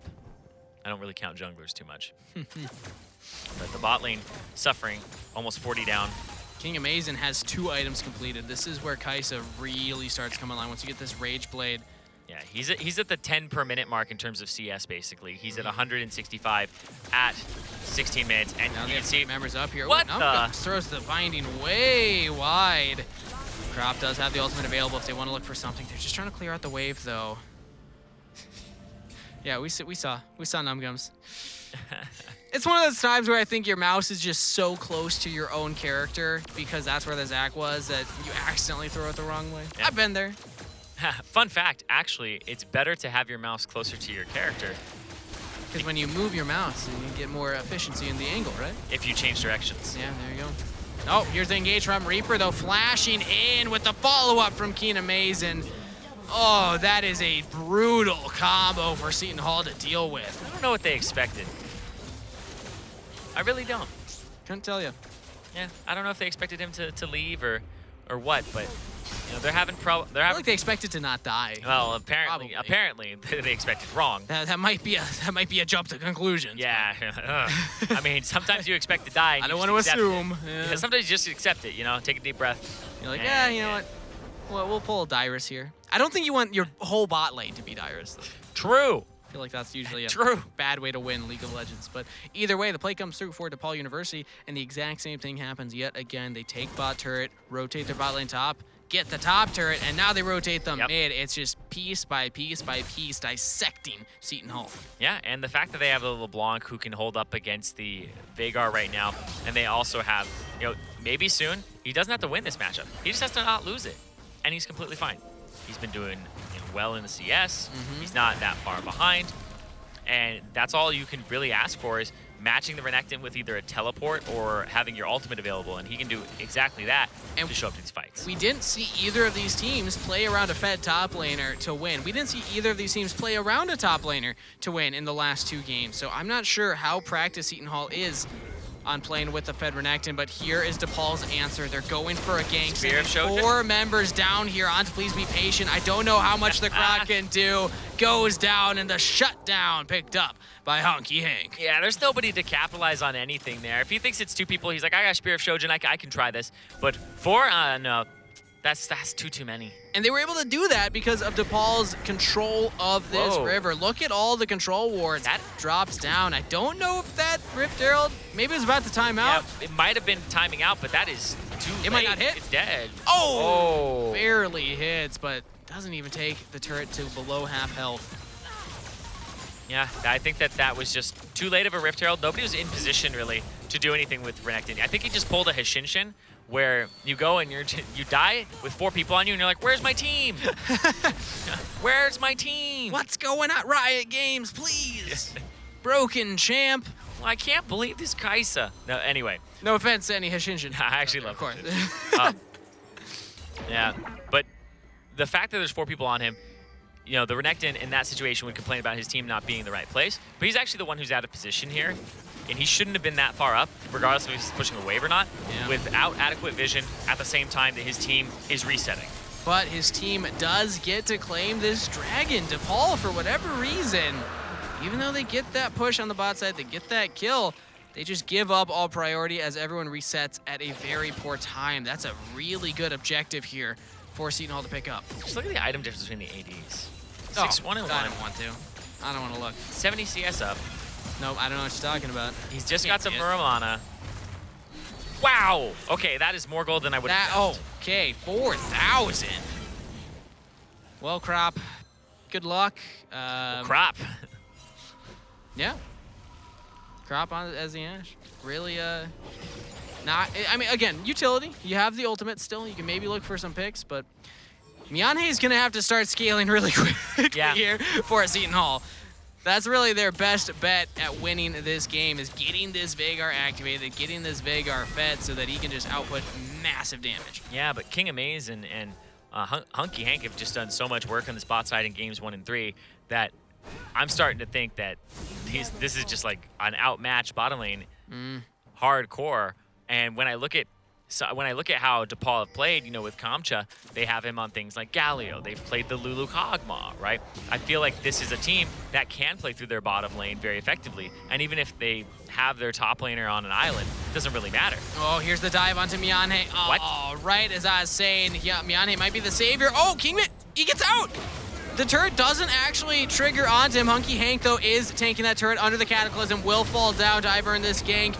Reaper in trouble, has to run away, but is a tanky front line. Now they might turn their attention onto the Pantheon. Stun comes through. The chain CC, please be patient, picks up that kill. 3-1 on the Renekton. Maybe they're looking for more flashes in. Can't get onto King Amazing and is locked down. Got a little too excited, and DePaul will take the kill. He flashed forward onto King Amazing, and King Amazing, that is exactly what I'm talking about. Like when I was talking about my friend, you play up, you bait people into things. They throw Morgana binding, and you dodge it, and you're just like, all right, sweet. And you step to the side, and you're like, all right, now he's got nothing that can hit me. There, he used E, he went invisible, and I don't know why Veigar flashed there. I actually zero clue why he flashed right on top of him. Maybe he was a fat finger, it was just a panic. How did King Amazing not get hit by another turret shot either? I don't know, he got out pretty slippery there. And you're gonna see, he abandons this fight. He goes all the way back. Yeah. He's down, saying, all right, you know what? I'm just gonna go mid. And here, you see this? He sees him and then walks forward and he E's and he's stealthed. So the Renekton, he's predicting that he's gonna do that. He's like, this guy is a hungry, hungry hippo. Hungry, hungry croc. Yep. But there's even the cleanse on King Amazing, so please be patient. You gotta track those summoner spells. Even if you got that stun, I don't think the kill would have come through, but either way, shutdown goes on to King Amazing. 7-1 and 2. Already had 3 items completed. Once completes this back, gets a QSS. Oh, maybe not. Gets a BF sword. Already has the cleanse. Says, I don't need 2 of those. Let's go for some damage. Yeah, he's going for Infinity Edge at this point. Oh, and Kamcha catches on Myanhe yet again. That was actually pretty cool. I saw the Veigar ultimate made just like a 90, like a what? That one, I don't even know what that was. That was like a 160 degrees. Between like 70 degrees. Oh, okay. I was like going the other way. Oh, the other way? Okay. Yeah, where it like went forward and completely the other way. So it was like 300-degree turn. It tickled. Yeah. It tickled the LeBlanc. Unfortunately, the Veigar not on that line right now. Oh, King Amazing going so far forward, just trying to engage for his team.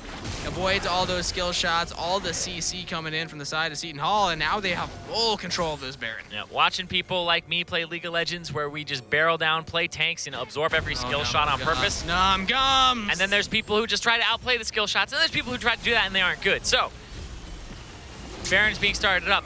I've earned this rank. Crop shoots the hawk shot over the wall. They know that the objective has been started. 4v5. Can they actually do anything here? Maybe soon. Could be in trouble. He's got to go Wall the shield soon. down, though. I've earned this rank. Can you earn this Baron? The answer is no, but please be patient. Is over the wall. They're trapped in the Cataclysm. The Croc is doing damage. King Amazing stays alive with the double kill. Barely gets out of that one. Please be patient. Tried so hard, but could not find the Kaisa. That is so tragic for him. He can't find the Kaisa, and the Kaisa has 4 items. He's 9-1-2. He's got the Infinity Edge. He is so damn fed in this game, and that is what you're doing going, all right, I'm going to go in on this Renekton. I'm going to clean up. I'm going to destroy everyone, but this is just such an astronomical lead here for King Amazing that he is a large part of this damage and why they can even do this. Goes in. This is so close. They stop DPS for a while. He goes in. Cataclysm. Oh. Wow. Still had Smite up. Did not get it down in time. And then this right here. King Amazing. Almost. Is so close. Yeah, but here's another fight right off the bat. Myeonhae in so much trouble. Nowhere to go. Once the stopwatch is down, Kamcha on a killing spree. I feel like I see this Veigar dying every second. He's 1-5-3. Like this, he was playing Rise, and he was the reason that his team won game 2, and now this is completely different. He got to pick the Veigar. Final pick, he knew exactly what he was picking into. He knew there was going to be a Zac. He knew there was going to be a LeBlanc that could reach him, and he still went for this carry that he hasn't been able to find many uses or slows with the Glacial Augment to make any kills. Yeah, the Veigar leaving a lot to be desired here for Seton Hall, and because of that, we see 7,500 gold lead for DePaul University. They're up 2 Ocean Drakes, and 4 turrets might even go. Wow. So much damage that Kamcha can do at this stage in the game. And they've got that mixed damage now. They've got the Infinity Edge for the critical strike on King Amazing, and Kamcha has that AP. So 4-item Kaisa at 26.5 minutes in the game. I mean, he's doing such a good job of CSing. He's 80 CS up right now. 9-1-3. The full bounty available, and please be patient, was about 100 damage off of taking him down for that bounty. It makes you wonder, what if? Yeah. Seton Hall cannot be asking that question right now. They have to be asking the question of what next. How do I get farm? How do I get gold? Because there's just not enough experience in just the normal areas they would be clearing on the map right now to catch up. Crop is 2 levels down. Mid laner, 2 levels down. Top laner, even. But the fact that you have your main damage dealers, aside from that top laner who gets isolated, you have them behind in levels and behind in items. It means these fights are not going to be held on the back of your damage. It's got to be your durability that outlasts for long enough for you to reach these damage dealers on the other side, or for them to misplay. We see Myeonhae feeling the pressure, building towards that Rabadon's death cap early on. Sometimes when you're the team that's behind, you know, there's 2 options. You go for that defensive build like you were saying, Zyrene, try and survive longer, or you just try and go for the outplay. So far, Myeonhae has not been finding those, but it seems like he's indexing towards that. If you get that Rabadons, you need to nuke people. You need to one-shot. And if you're not able to find those one-shots, you're not providing much more for the team. So pressure's on for Seton Hall. We'll see if they can mount a defense. And that W does so much damage now. Even just the poke from the Kaisa is rather strong. Has the Runaan's Hurricane. Nice little option to team fight and add stacks to multiple people. Ooh, oh, they gotta take that. They gotta take that. They can chain the CC. What? Maybe What? they can take What? down Kamcha. They don't actually find it. Ooh, King Amazing is out. Here's Reaper going in. This could be the final fight of the regular season. King Amazing's in. He gets the damage through. The rest of DePaul are running over Seton Hall, and that might just be it. They're pushing in the middle wave. They're taking down the middle inhibitor turret and inhibitor. We'll see if they go for the base, but Seton Hall will have to mount a 3v5 defense. This could be the end of the regular season. Before we go into playoffs, a win here would feel great for Seton Hall to secure that first seed. Can they hold on? No inhibitors left alive. They're going to be going down, and pop goes Crop. Numgums should follow. Myanhe maybe can make a miracle happen, but I don't think it's meant to be. DePaul University run through Seton Hall.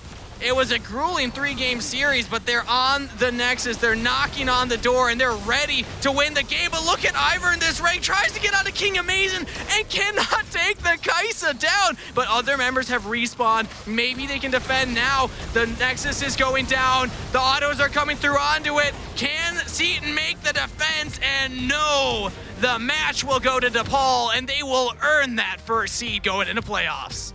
Once again, DePaul, the #1 seed coming out of the round robin, moving into playoffs. They did it last split. They've done it a second time, back to back, and this time up against a Seton Hall that was undefeated up until this point. Yeah, Seton Hall looked to be the best team. They were dominating in 2-0 fashion most of the other teams in the Big East here, and DePaul said, we were being slept on. People forgot who the real kings of the Big East are, and looked very impressive in that game.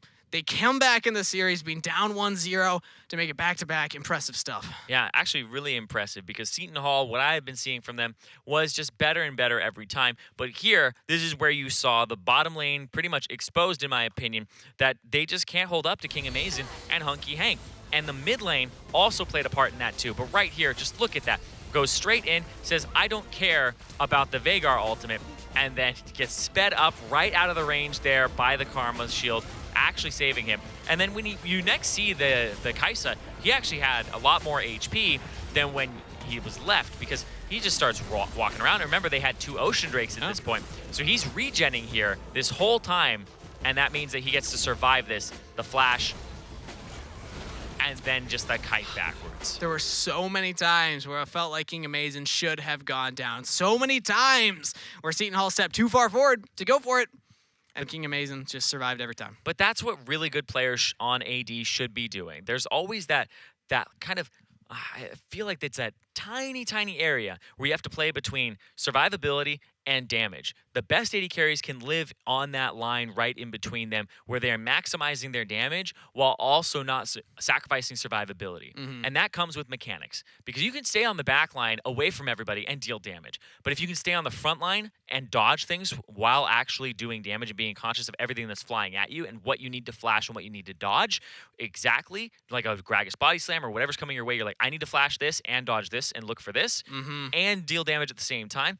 Those are the AD carries that really make it to that challenger level, that really make it to the top echelon. Such impressive mechanical performance from this AD carry, but it's enabled by the rest of the team. And Returned actually has one of those plays where they dive deep on the top lane to continue this Kaisa's dominance. So Return, walk us through this play.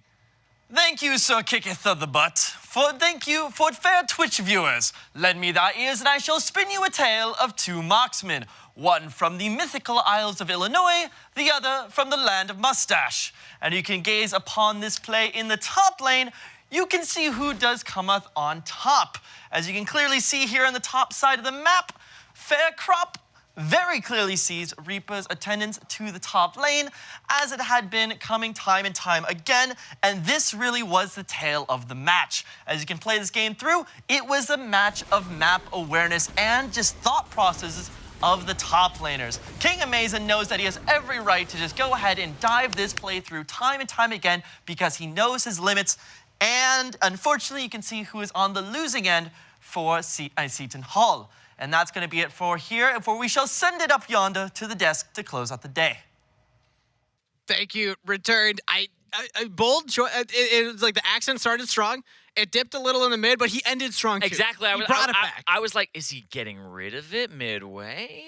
He was keeping us on our toes. That's the best part about it. Yeah. Yeah. But he's right. It was that dive. The vision control from the Ashe was not as impressive on Seton's side as we saw it on DePaul's side. It felt like DePaul played the Ashe pick so much better. So Seton, maybe in the draft pick, they got a little too confident going for that. Yeah, I feel like the The Ash was not maximized. I think it was more of a takeaway because they still wanted to ban Ryze, not have that get first picked, because Ryze was just showing up time and time again as just a big force. And they even used Ryze themselves, and that was really, I think they went, this champion's broken. We can't let them have it.